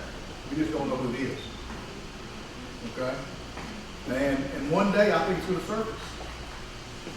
But technology today, and let me tell you, we thought we were looking for Hispanic male. I don't know if you watched the news probably 4 or 5 months ago. There's some new technology out where you can send your DNA profile off that you have, and they will give you a picture of what that person should look like. Okay? And we did that. It cost us about $4,000 or $5,000. And I'm going to tell you, as your sheriff, any major crime, and I hate to say it like this, money should not be an issue when we're looking to solve a crime. And one time for me it was. We didn't have the money. We scrapped for everything. And I'm going to tell you, money should not be an issue when we are trying to solve a crime. And we spent this money to get a composite. We're fixing to spend some more to age the person, to show what we were looking, all this time we suspected a Hispanic male. We never were not looking for that. Let me tell you something, talk about how an awakening when I got the picture back of what this guy should look like. He wasn't Hispanic. He was of European descent, according to them. American, but that's what it's amazing. Like I said, they did a story, KTLC did a story on it, but technology gives us that. So think what we're going to be in 5 or 10 more years.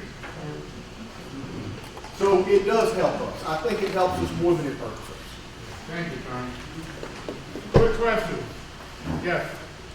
Quick question. I believe Ted Williams said just a moment ago that some of the smartest people in the world are locked up. I think we can all quickly recognize that intelligence in the wrong hands can be very dangerous. Hitler would be a good example. But I think we also need to recall what our first president said in his farewell address. He said the 2 indispensable pillars of our society, the kind of government they gave us, are religion and morality. And I would like to ask the panel if they would care to comment on the role of morality or the lack of it.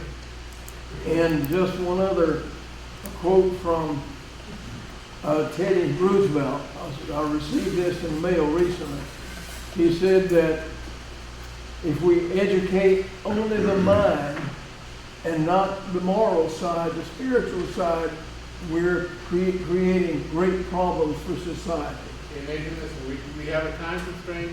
Pardon? We have a time constraint. At the end, I'll ask him that question, but that's not what the topic is right now. We have to stay on topic, okay? At the end of the forum, I'll ask him. Does anybody else have a question for him on technology? Yes. Just one. Is there any law in place on the use of drones? Do we have like court On the use of drones? the use of drones by law enforcement? Do we have a standard? Well, I don't think we can go into somebody's property with a drone without, just like anything else. We have to play by the rules. We're no better than the citizens that commit crimes if we go out there and do what we want to do. So the answer to your question is yes. The Constitution protects you from that. Okay? You know, we can't illegally, it's basically our illegal search and seizure. It's no different than that. We have to be able to articulate and get a search warrant for, you know, whatever probable cause we can come up with to use the technology that we have. We can't just go tap a phone because we have the technology to do it. Yeah. We can't just go into somebody's yard and see what they're doing, you know, unless we have probable cause. So the question is, yes, we could use the drone, yes, we could, you know, but we gotta have probable cause. We gotta have a legitimate and be able to articulate that through the proper chains to obtain the proper search warrants for that. Good question. Listen, Chris, on the news today is a story about, you remember the Uber driver in California that was beaten up by a Taco Bell executive? And that executive has been charged with assault because of a videotape. That executive now is suing the Uber driver for $5 million for wrongfully videotaping him and posting it on YouTube. So these are issues of privacy. A lot of them have not been resolved yet. One question here for you guys. Then we got to move on to the other survey questions. And I don't know the correct answer to this, that's why I'm asking you. All right, thank you. Quick question here. I don't know the answer, that's what I'm asking you guys.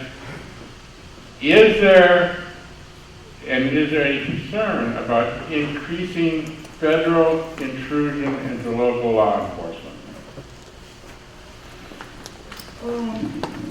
I don't feel like there's any intrusion, and I say this. I'm a little concerned about, I guess, the federal government.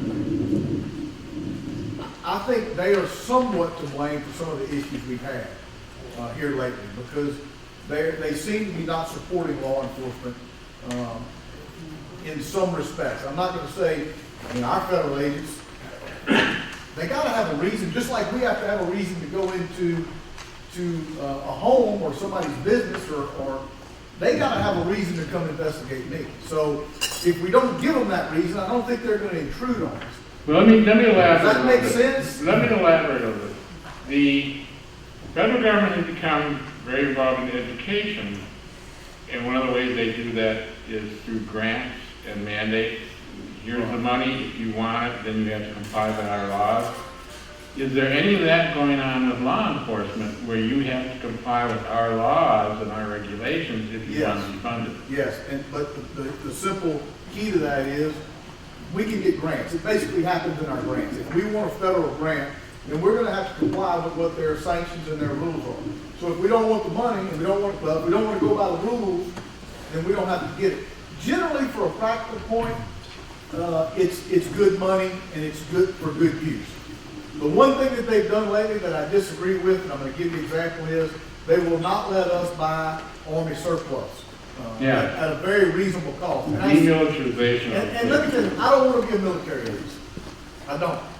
But I spent $200,000 on a SWAT vehicle. $200,000 on a SWAT vehicle. About 6 years ago, 7 years ago.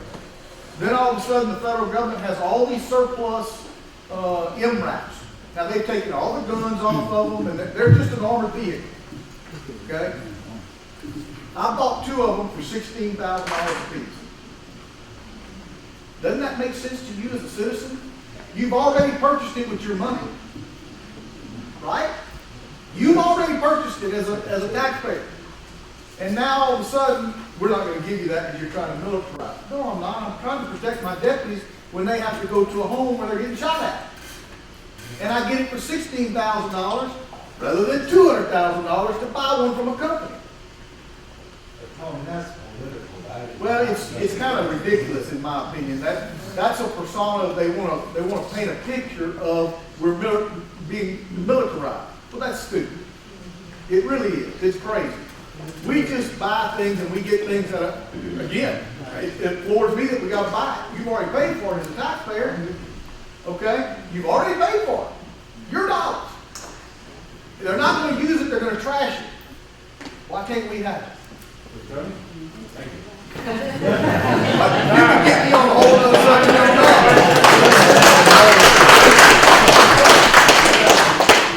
Just very briefly, the militarization of police has been a recent topic in the media. I think when you look at the riots in Ferguson and other places, you can see that there is a time and a place where police do need advanced equipment that is not typical of a normal police experience. Here's the issue. Local communities need to be able to monitor and police themselves, local departments, to make sure that that equipment is used in the right situation at the right time. There have been instances across the country of some departments using that militarized equipment perhaps in an unnecessary way. It's a show of force in a community where it's not called for at that particular time. But that's up, in my opinion, up to local communities to police through their sheriffs and their police departments the way that is used. From a prosecution standpoint, let me suggest that we do not have a problem with federal intrusion. In fact, on occasion we need U.S. attorneys. Whenever we really need one, we can't find them. So I know that they're busy doing terrorism and homeland security and all of that stuff, but the hardcore day-by-day prosecution of serious criminals falls upon district attorneys across the state of Louisiana. And they're the ones that keep these communities safe.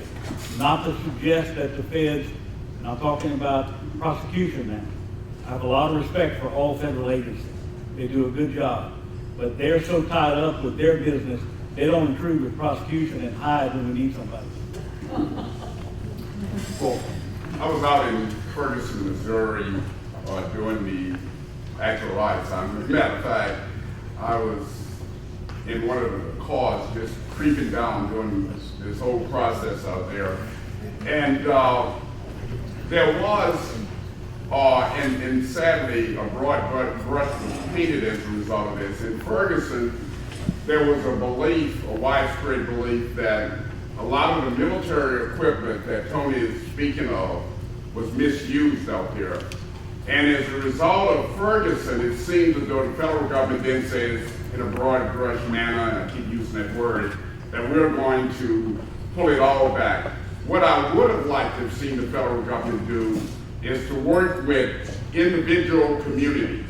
If there was some abuse that they could show in that community, then pull it back. But not just say, well, you misused it in Ferguson, so we're gonna hurt all, or be harmful, should we say, to all law enforcement in other venues. So Tony may very well use it properly, and I do believe that there is a need for some of that military equipment to be used by local law enforcement. It has been more of a help than a hindrance. So, but Ferguson was, from my estimation, is what made law enforcement pull some of the equipment back. Did you see the TV the other day when they had the shooting at the Chief, with, it had so many lately, I forgot which one it was. In California. San Bernardino or the? Yes. San Bernardino. You saw the vehicle that went up to the car after they shot Yes. the car? That's a military vehicle. Right. You know, that's a piece of equipment I don't have. I saw it on TV and I said, man, I'd like to have one. And I say that because let me tell you something. What I would have done, I would have sent a dog in there. Really, I would have. That's the first thing. My first instinct, shot into a car, we think they're dead, I'm sending a dog. They sent that armored vehicle with a shield on it. I thought. You're talking about the little robot. Well, I have a robot, but this was an armored vehicle where they got behind it. It's kind of like a Bobcat, Yeah. in a sense, with a shield on it. And I'll be honest with you, I gotta have one. That's a big.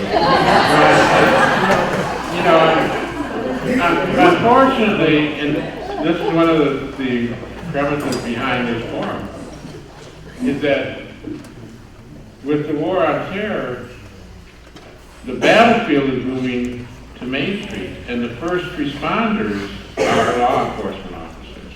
And when you look at San Bernardino and these other incidents, it's not the Army that's going to show up, it's got to be the law enforcement. Right. And you know, we have a saying, we laugh about it in the office, if it's predictable, it's preventable. And the point is, it can happen at any point, anywhere. If you're not ready and you're caught off guard, then you're in trouble, because you can't catch up once you get behind. Okay, I'm going to move us to some of these survey questions. I sent out a survey to the Republican Roundtable. I got back 32 responses. And I want to run down these things and get your response to it. The first question, law enforcement's expensive. I know that from Tony Mancuso. Please rate the following law enforcement activities in terms of your willingness to pay more taxes to fund them.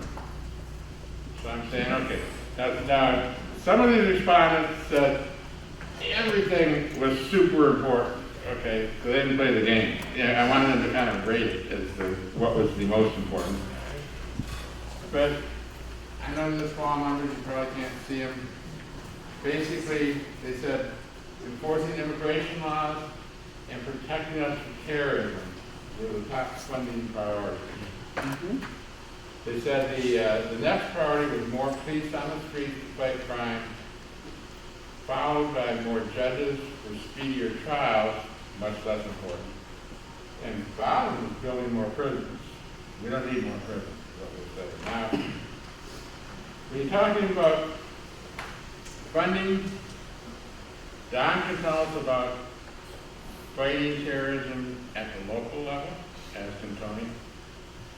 But is enforcing immigration law, how much of that falls on local government? And how much of that is the border patrol? Is that your responsibility? Well, it's kind of like we said a while ago, we're the first responders. Your local police department, there's 4 FBI in Calhoun Parish. I have 2 of my deputies assigned to help them with manpower. Okay? So I make up almost half of their department. For the For the immigration naturalization? Well, no, for the for feds in general. And the problem is, we don't have a large illegal illegal population. I'm not saying we don't have any, but we don't. We're not like a lot of communities in that respect. Okay. Right. We have a very a small amount of immigrants that are not legal. Okay. I think the last census data, we had about 4% Hispanic. Right. And illegal immigrants are going to try to migrate to where there's a significant Hispanic community they can blend into. And so, because we don't have a significant Hispanic community, we have them, but it's not significant enough that illegals are going to migrate here to blend in. Not many of them. You think that's correct, Tony? Yes, I do. Okay, Don? I would just say that illegal immigration is the primary responsibility of the Department of Homeland Security. That's the federal agency that oversees that. Without a cooperative relationship between that federal agency and local agencies, as Sheriff has already said, they're the first ones to come into contact with folks out on the street with traffic stops and criminal behavior. So there has to be a partnership. There has to be communication between local authorities and those federal authorities who are responsible for monitoring and investigating immigration offenses. The FBI does not do that. We look at individuals who are committing federal offenses aside from immigration. So if an illegal immigrant is responsible for a bank robbery, that would be our purview. We would not open an investigation simply to investigate their legal or illegal status. John, 8 minutes? Very brief. One, yes, we have an immigration problem. We need to do something to at least partially seal our borders.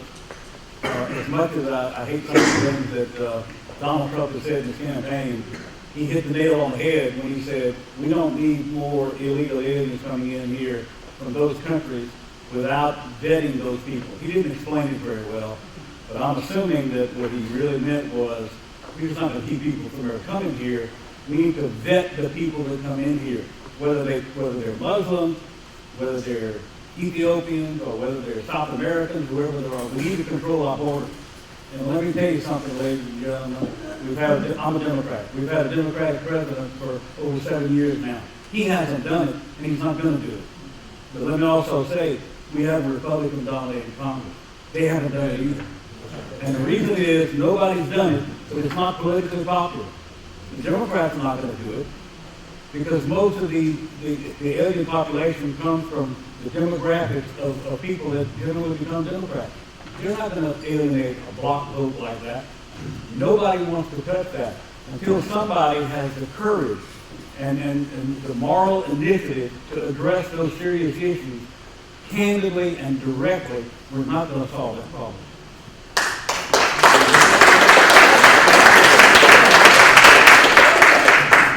I'm going to just be very brief and say this. Illegal immigration, quite naturally, is a problem. There's no doubt about it. But, and I hope we get to this subject next, I'm more concerned about terrorists. I want it to, and we talk about illegal immigration, how many of the 9/11 terrorists came through Mexico? And I'm not saying that illegal immigration isn't a problem, but guess what? Go look at some of your housekeepers. Go look at some of your yard men. They're there. And just think about it. We talk about illegal immigration, but nobody's willing to give up that housekeeper. Nobody's willing to give up that yard man. And we're willing to use them and pay them minimum labor to do this dirty work that we have. So, we did a story, broke my heart out in San Francisco, where a young woman walking down the pier, and all of a sudden someone who was illegally in this country wound up shooting the woman in the back. It's a very sad situation, but we need to face illegal immigration, just as John said.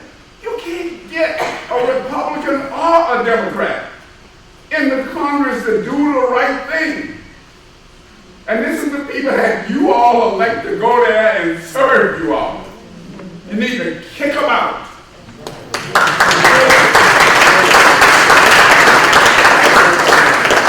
Amen. I'm going to tell you a quick story about being, we had a conference call, and I say we, several sheriffs throughout the state had a conference call with the White House with the Director of Homeland Security about this very issue when they were talking about all the migration of the refugees that wanted to come in a month ago. Is that about right? Syria, that's correct. And they started telling us, well, they're vetted and we get with local law enforcement. Let me tell you something. And we told them on the phone, hey, I'm the sheriff here. And you've never called me and asked me one thing or told me I couldn't tell you. And let me tell you something, I get a lot of intelligence. And I say that, we get intelligence briefs all the time. I have never, as long as I've been sheriff, and we told them this, because I wasn't the only one, there were several of us. I have never, ever, ever got a briefing where they told me what immigrants were coming to Calhoun Parish. Or even the surrounding parish, ever.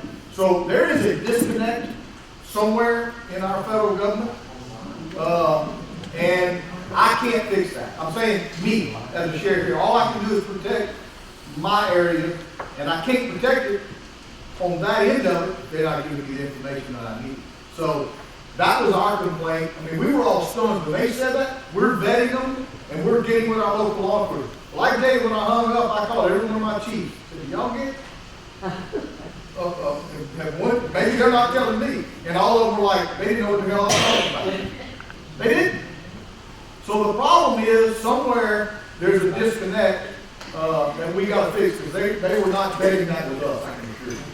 Thank you. Listen, I want to get to the terrorism issue, but first I want to ask a fairly quick question, maybe not, but John, especially for John DeRosier. In this survey, among priorities, fighting the war on drugs, I said we had 32 responses. 7 said they were opposed to more money to fight the war on drugs. 5 weren't sure. 15 said it was important, but only 5 said it was very important. That's among Republicans now. And that suggests to me, when you look at these other answers, protecting us from terrorism, 20 said it was very important, said it was somewhat important, out of 32. The war on drugs is, they're still saying, yeah, okay, we're opposed to drugs, but it ain't that big of a deal right now, given everything else that's going on. Colorado's legalized it. I think Oregon's in the process of legalizing it. 7 other states are legalizing marijuana. Okay. How big a problem, and Tony, quickly, is, make a distinction quickly between marijuana and prescription drugs, okay? Different things. How big of a problem is marijuana, and how big of a problem is the harder drugs, whether it's heroin and prescription? Well, I think John and I could have a whole 2 hours of just this. We could have 2 hours on everything here. Because the 2 of us fought very hard. I think we were president at the same time of our association, and we fought this fight. And I just, in my heart, don't believe we should legalize any drug. It's a root, and I'm telling you, I don't know if legalization helps that. It is the root of many of our problems. It is the people that are using and abusing these drugs and alcohol that steal from us, that hurt people. I believe that our crime rate would significantly go down if we would eliminate it. It's a cultural issue. And that includes marijuana. I think marijuana is a gateway drug. I think that a young child will first try to get alcohol, then they're going to try to make marijuana if that's not good enough, and then so that's my personal belief. I don't know if it's right, but I don't know that legalizing is going to help. It'll maybe help tax dollars. It'll give us more money, but is it going to? Our DWIs are going to go up, or our murders are going to go up. What's going to happen? I have a strong belief about that person. Thanks, John. I have brought with me, and I'll leave at the door when everybody starts leaving, a document that I prepared in November called Responsible Marijuana Policy, Medical Marijuana in Louisiana. I plan on submitting this to the legislature individually and possibly on behalf of the Louisiana DA's Association and the Louisiana Sheriff's Association. Medical marijuana is a big issue, and let me tell you what it's all about. It's opening the door to legalization of marijuana. And I polled Calhoun Parish about a year and a half ago on that issue. 75% of the people polled in Calhoun Parish said recreational marijuana should not be legalized. Also, 75% inverted. Simple possession of small amounts of marijuana should not be harshly prosecuted. The penalty should be lightened. our culture has grown to accept certain morals and mores and issues, and one of those, of course, is the use of marijuana from a recreational standpoint.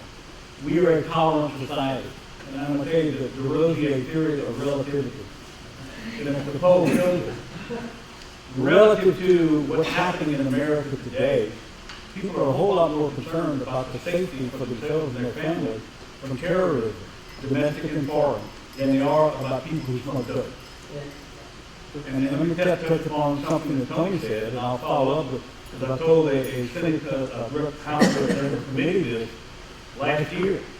Anybody that thinks that the use of the marijuana is not a gateway drug, falls into one of two categories.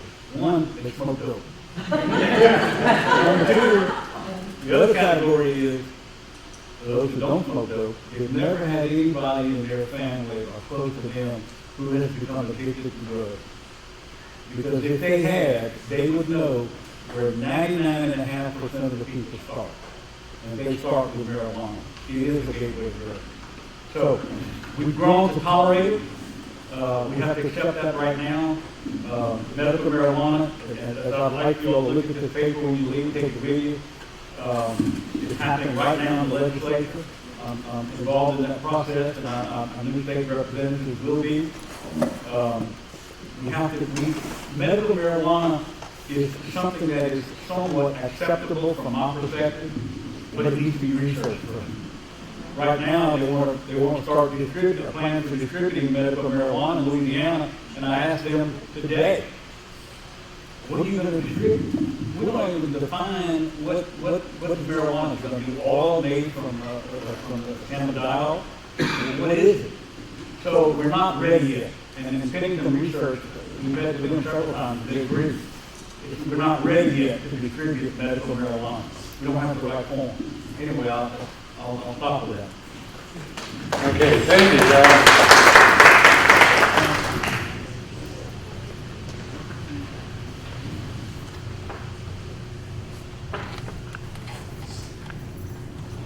Okay, this question. Many people are concerned about terrorist attacks and radical Islamists.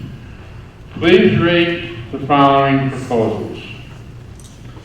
Okay, the question, survey respondents were split or unsure on the questions of banning all Muslims from entering the United States, requiring Muslims to register with Homeland Security, and reinstating the collection of metadata by the NSA. So they were kind of 50-50 on those. Now when it came to, they were strongly in favor of enhanced background checks for persons entering the United States from certain countries.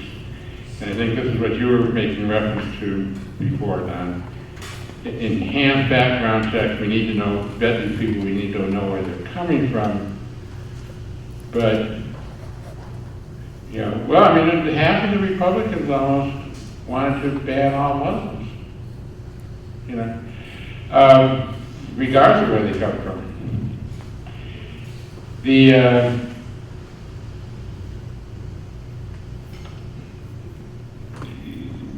There was a question about revoking the citizenship of persons who travel outside the United States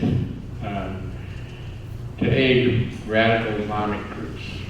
Now, when I put that up there, I wasn't quite sure. I went back and checked, and from what I read, you cannot revoke the citizenship of a natural-born U.S. citizen. You can revoke the citizenship of a naturalized citizen. But you can ban travel to certain countries and have certain consequences for that. So that an American citizen travels to Syria to train with ISIS, should we let him back in? Or should we, like Edward Snowden, if he comes back, we can charge him or something, right? You know, there was a question about a lot of people in favor of monitoring radical mosques. I wrote the damn question, but I don't know exactly what that means. how you're gonna monitor a mosque, you know, you're gonna intercept the phone calls. I assume we're already doing that, that's what the NSA stuff was about. But I would assume that that would be infiltrating mosques that have been identified as preaching radical Islam, infiltrating people, perhaps Muslims, that blend into the community, so you know what's going on in those mosques. Okay, Don, this is your chance to shine, boy, okay? The only thing that shines on me is my forehead. So, look, there are a lot of constitutional issues that were raised in that litany of issues surrounding terrorism. We have to understand that as a free society, that there is a cost to that freedom. You cannot be 100% secure all the time and be 100% free all the time. There has to be a balance, and we have to realize that. Now, one thing that we have to be very, very careful about, in America, the Constitution is a vital, vital document. And we cannot, just because we are afraid, veer away from those guidelines on that Constitution. Most of us up here, I believe, if not all, have taken an oath to uphold the Constitution and protect it from all enemies, foreign and domestic. And that's what we're going to do. But we're going to fight terrorism within the confines of that document. And so what that means is that we have to be creative. We have to be willing to take risks at some time, push the envelope to sometimes, but never cross over that line. I think you guys should know, and you should be very pleased with the fact that Sheriff Mancuso's office has taken a vital role in protecting this community from terrorism, just like the FBI does. We have a joint terrorism task force here in Lake Charles, and the sheriff has placed 2 men full-time on that task force. So all of the petrochemical plants that are here in this area, we monitor what goes on there. We immediately go out if there's suspicious activity that takes place there. The FBI, in conjunction with these deputies, are going out and researching and investigating all of these suspicious events. Throughout America, when you look at terrorism events, you can point to a couple that are grandiose. For example, the Boston Marathon bombing, a big event. But what you're going to find out is throughout the last 15 years or so, most of these terrorist events have some nexus to small communities around America. The 9/11 hijackers came from small communities where they were taking flight training. Did you know that Osama bin Laden's personal secretary, Wadi al-Hajj, went to school in Lafayette, Louisiana? He went to the University of Louisiana at Lafayette. He then moved on to Africa, where he was one of the principals involved with the bombing of the 2 American embassies in Africa. I never did like you at all. So we can see that even in southern Louisiana, we have a concern about terrorism, but we have to be very, very hesitant to cross over that line. And, monitoring mosques, look, there has to be a predication. There has to be some reasonableness to our investigation. Now, if you come and tell me that someone's preaching at a mosque that we need to overthrow the American government by force and they're trying to recruit people, I'm interested in that. But if it is just religious activity, that's a protected activity. We have to be careful, because the line between going into a mosque and going into a Catholic church, going into a Baptist church, we have to be very, very careful about that. And we have to understand that there are risks that we as a society must be willing to take to ensure our freedom.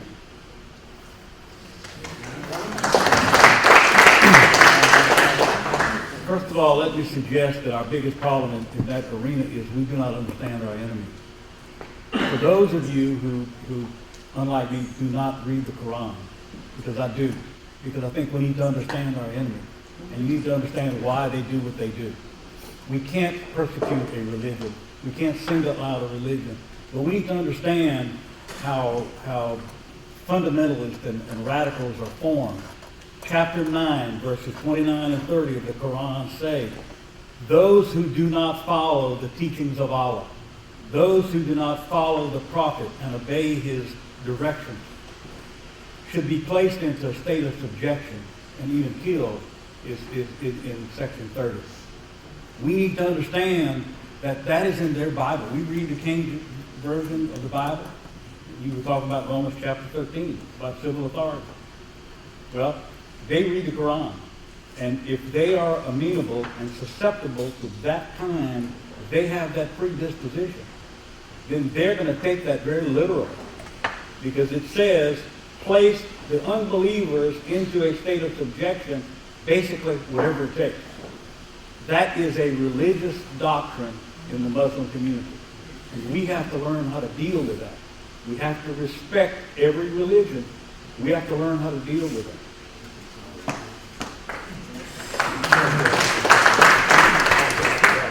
John is absolutely right.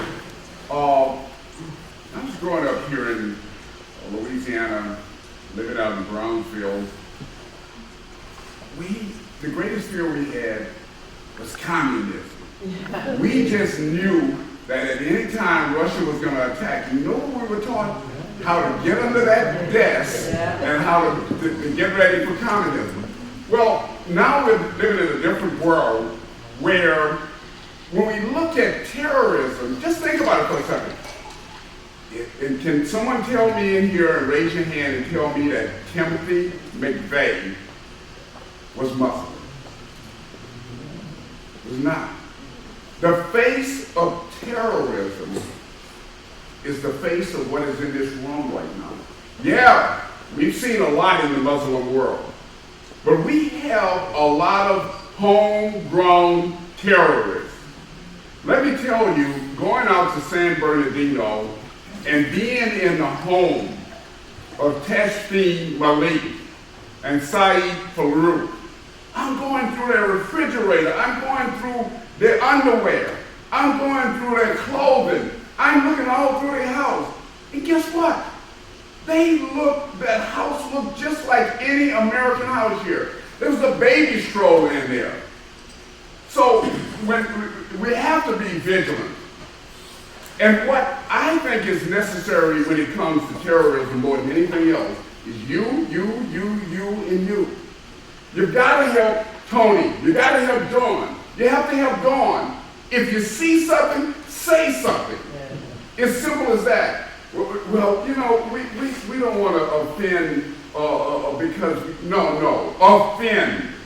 offend. So what I simply believe when you're looking at terrorists, we need to look at what is going on in America. And we got to start thinking, like John has said, why do these people hate us so much? What is it that we've done to them? The saddest commentary in this world is for all of us to take our family out to a restaurant and just be sitting there having a joyous time and to be blown up. Well, guess what, folks? People in Israel and other companies, they face that every day. And as Lindsey Graham, the senator from South Carolina, has said, and he's said it over and over, and I believe it, it's coming here, and not only is it coming here, it is here.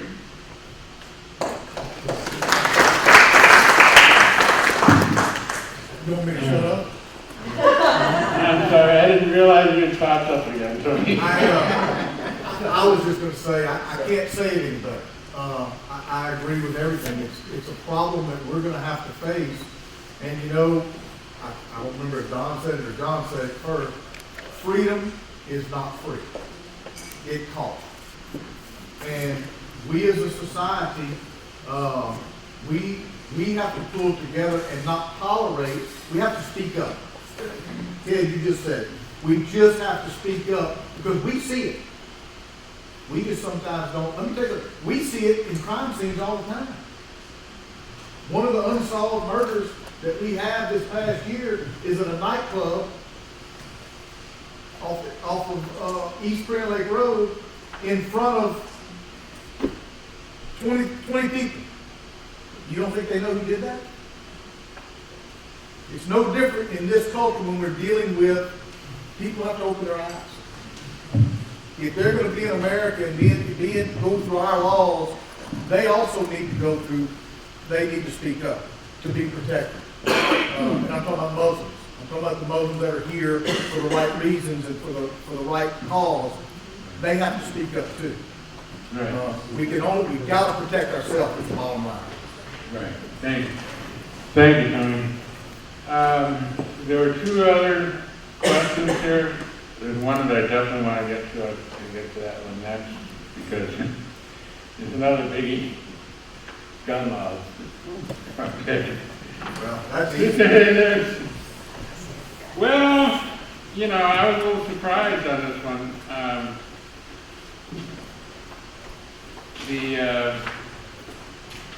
On that question, yeah, okay, Republicans are pro-gun. We believe in the Second Amendment. No question about that. But there were three areas where they actually were open to reform. The one was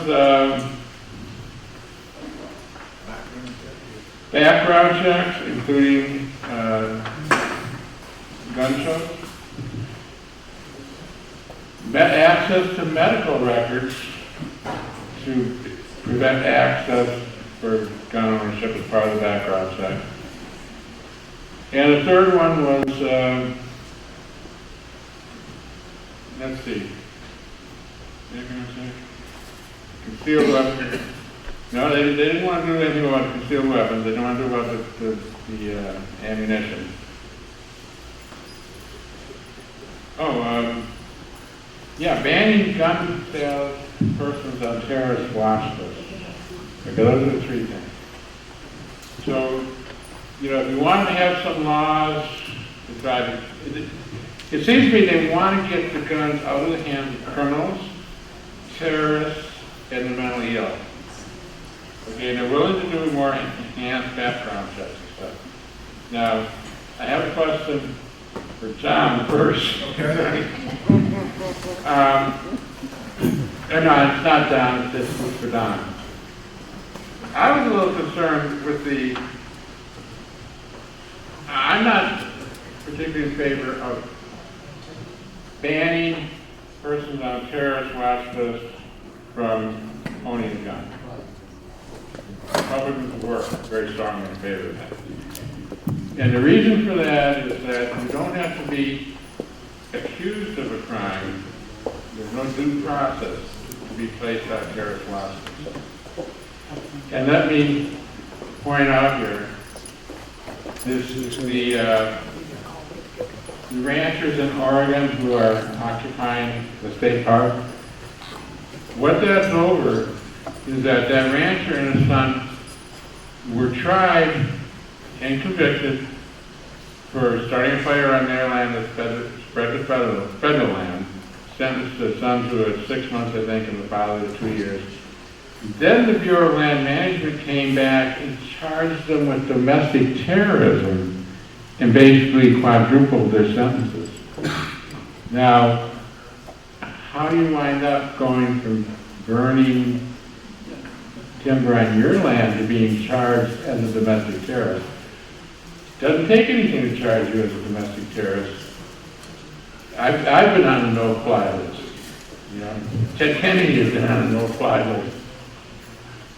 Don, what about that? Okay, couple issues. The no-fly list is a very inexact science. If your name is, for example, hypothetically, Mohammed, do you know how many of those there are? John Smith. So because your name shows up on a no-fly list, often there are insufficient identifiers to say that that is a specific person. So it makes it very difficult to ban all John Smiths from owning a gun. When we talk about terrorism, I can't speak to that particular case because it is still under investigation. It's still ongoing as we speak. But in order to be charged for a terrorist act, the federal law sets out very specific elements of those offenses. And you cannot charge someone for terrorism just for the heck of because you have nothing else to charge them with. Now, how those laws are applied has a lot to do with the temperament of the United States Attorney's Office in that particular district and the Department of Justice on how they view the facts. So I can't speak to that one in particular. As far as background checks on gun shows and so forth, the biggest problem that I see in my experience is this mentally ill element of background checks. You have to be adjudicated by a court to be mentally ill before that goes onto your criminal history, before it goes onto a record that we'll be able to see in that background. You can think about your own families. How many people within your family suffer from depression, anxiety, or some other ailment, whether it be on a scale of 1 to 10, whether they're a 1 or they're a 10 on that scale? It's rampant in our society. Everybody has problems. So how do you diagnose and adjudicate a person who is depressed enough to keep them from having a gun? Because I got to tell you, there's been times in my life I've been depressed. I don't know about you. So that's part of the human condition. So how does that relate to our Second Amendment right? It's a very slippery slope. Gun ownership was important enough to our founding fathers to include in the Constitution. It's not something that we should take lightly, but our society has issues right now with gun violence. But let me tell you this, how many criminals obey the law? That's an oxymoron. The reason they're criminals, they don't obey the law. So to create more laws, I don't know that's going to help us. We have, I think, sufficient laws on the books right now that we can enforce. Thank you. You go ahead, Tom. I agree, we have sufficient laws now. I think if you're a law-abiding citizen and you have no criminal history and you're in good standing in the United States, you should be able to buy a gun if you want a gun, regardless of what it is. If you want an automatic weapon, you have to have special, all of you know that, you have to have a special, a more extensive background check. If you want a silencer, you have to go through hoops, and as a matter of fact, the sheriff has to sign off on that if you want. Any one of these particular, your local sheriff has to sign off on that and do a criminal background check for you. So there are laws in place that protect us. Don said it best. The criminals, they don't play by the rules anyway.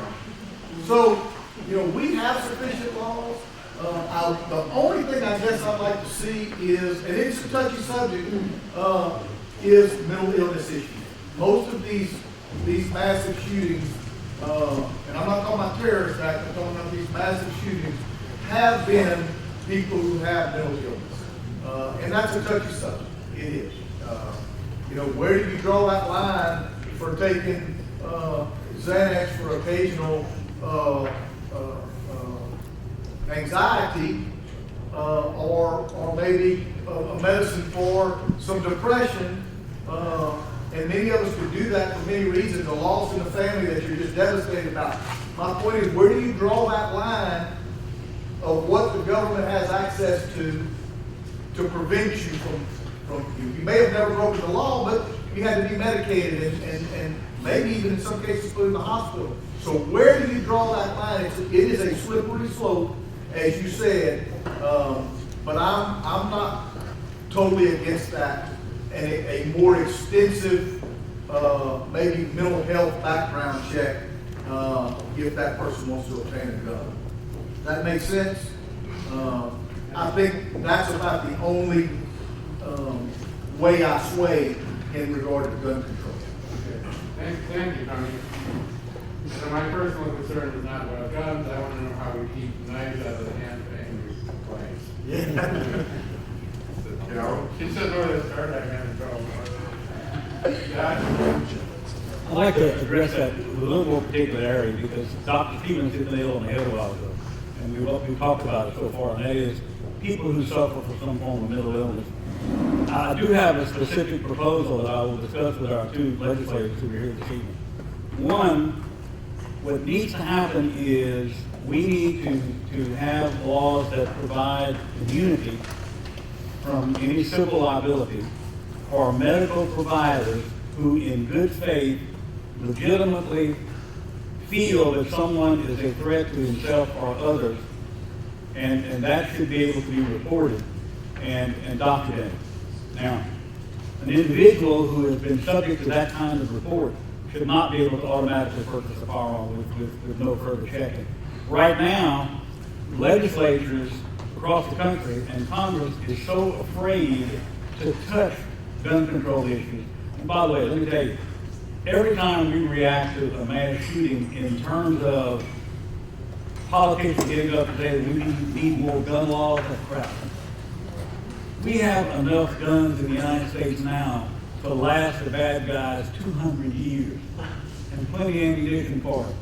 We can pass all the laws we want. What difference is that going to make? Somebody's guilty of the crime of not registering a firearm that they bought from somebody on the street. You know, we would have to have 20 times the number of prosecutors we have right now to do that. That's not going to work. That's just demagoguery at its peak for politicians to say, let's pass more gun laws. Let's take guns out of the hands of criminals.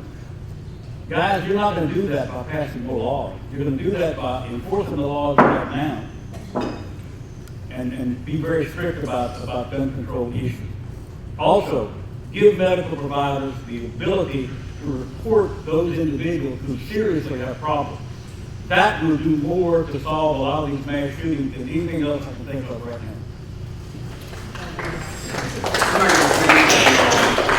Gene Thibodeau is back there, and he just got a court order saying, don't say anything, Ted Williams. So I'm not going to say anything, but I will, in a serious vein, rather than be facetious, I agree with everything that John has represented here. Yeah, let me ask you something. You were a police officer in Washington, D.C., same time that I was working down there. You remember Room Hussein? Wasn't that him? He was, it was like an assistant watch group in the drug inspection in the city.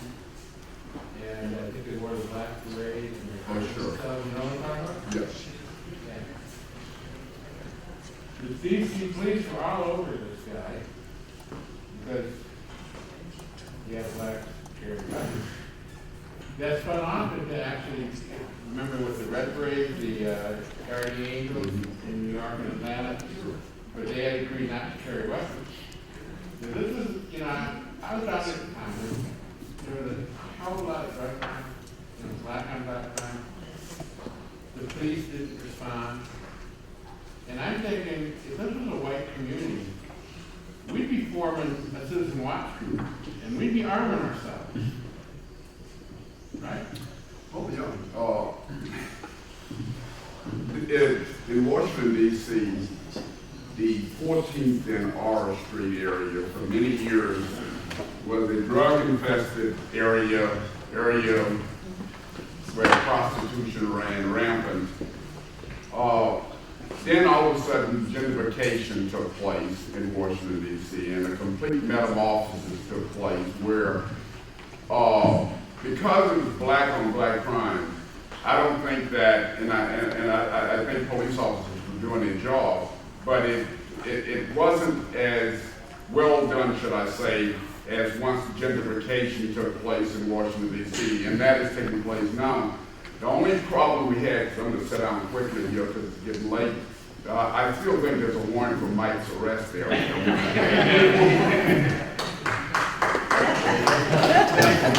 Listen, yeah, it is late, it's 9:30, we're half hour over. Nathan, I asked you to wait until the end of the thing. Did you want to ask your question real quick? Nathan. Kurth, did you want to ask your question? Oh, well, two questions that I had was, I can boil it down a little bit. Education isn't everything, but what kind of a role does morality play? Main thing I wanted to get across is what Theodore Roosevelt had to say. He said that if we educate only the mind and not the morals of our people, we're in for a lot of trouble. And I wonder if our law enforcement people and judges would speak to that for a moment. Well, I mean, we've had this argument, you know, the separation of church and state, and I can tell you that I'm going to say that my personal beliefs are, why can't you pray at a football game? Why can't you pray at a sheriff's office function? I just have taken it upon, you know, I figure if the ACLU comes and chastises me, then so be it. I don't know that you're going to ever stop immoral acts because we just have people that are bad people. They're just bad people in our society. But it's up to us, the good ones, to try and not ease up on our beliefs. John said it best at a legislature about marijuana, but it sums it up for this too, is why should we lower our standards? Period. We're very tolerant in this country. We're very tolerant and we're very forgiving, and we should be, because Christ says we should forgive. And I get that. People make mistakes. But sometimes we lower our standards to fit in. And I'm not so sure that we should be lowering our standards.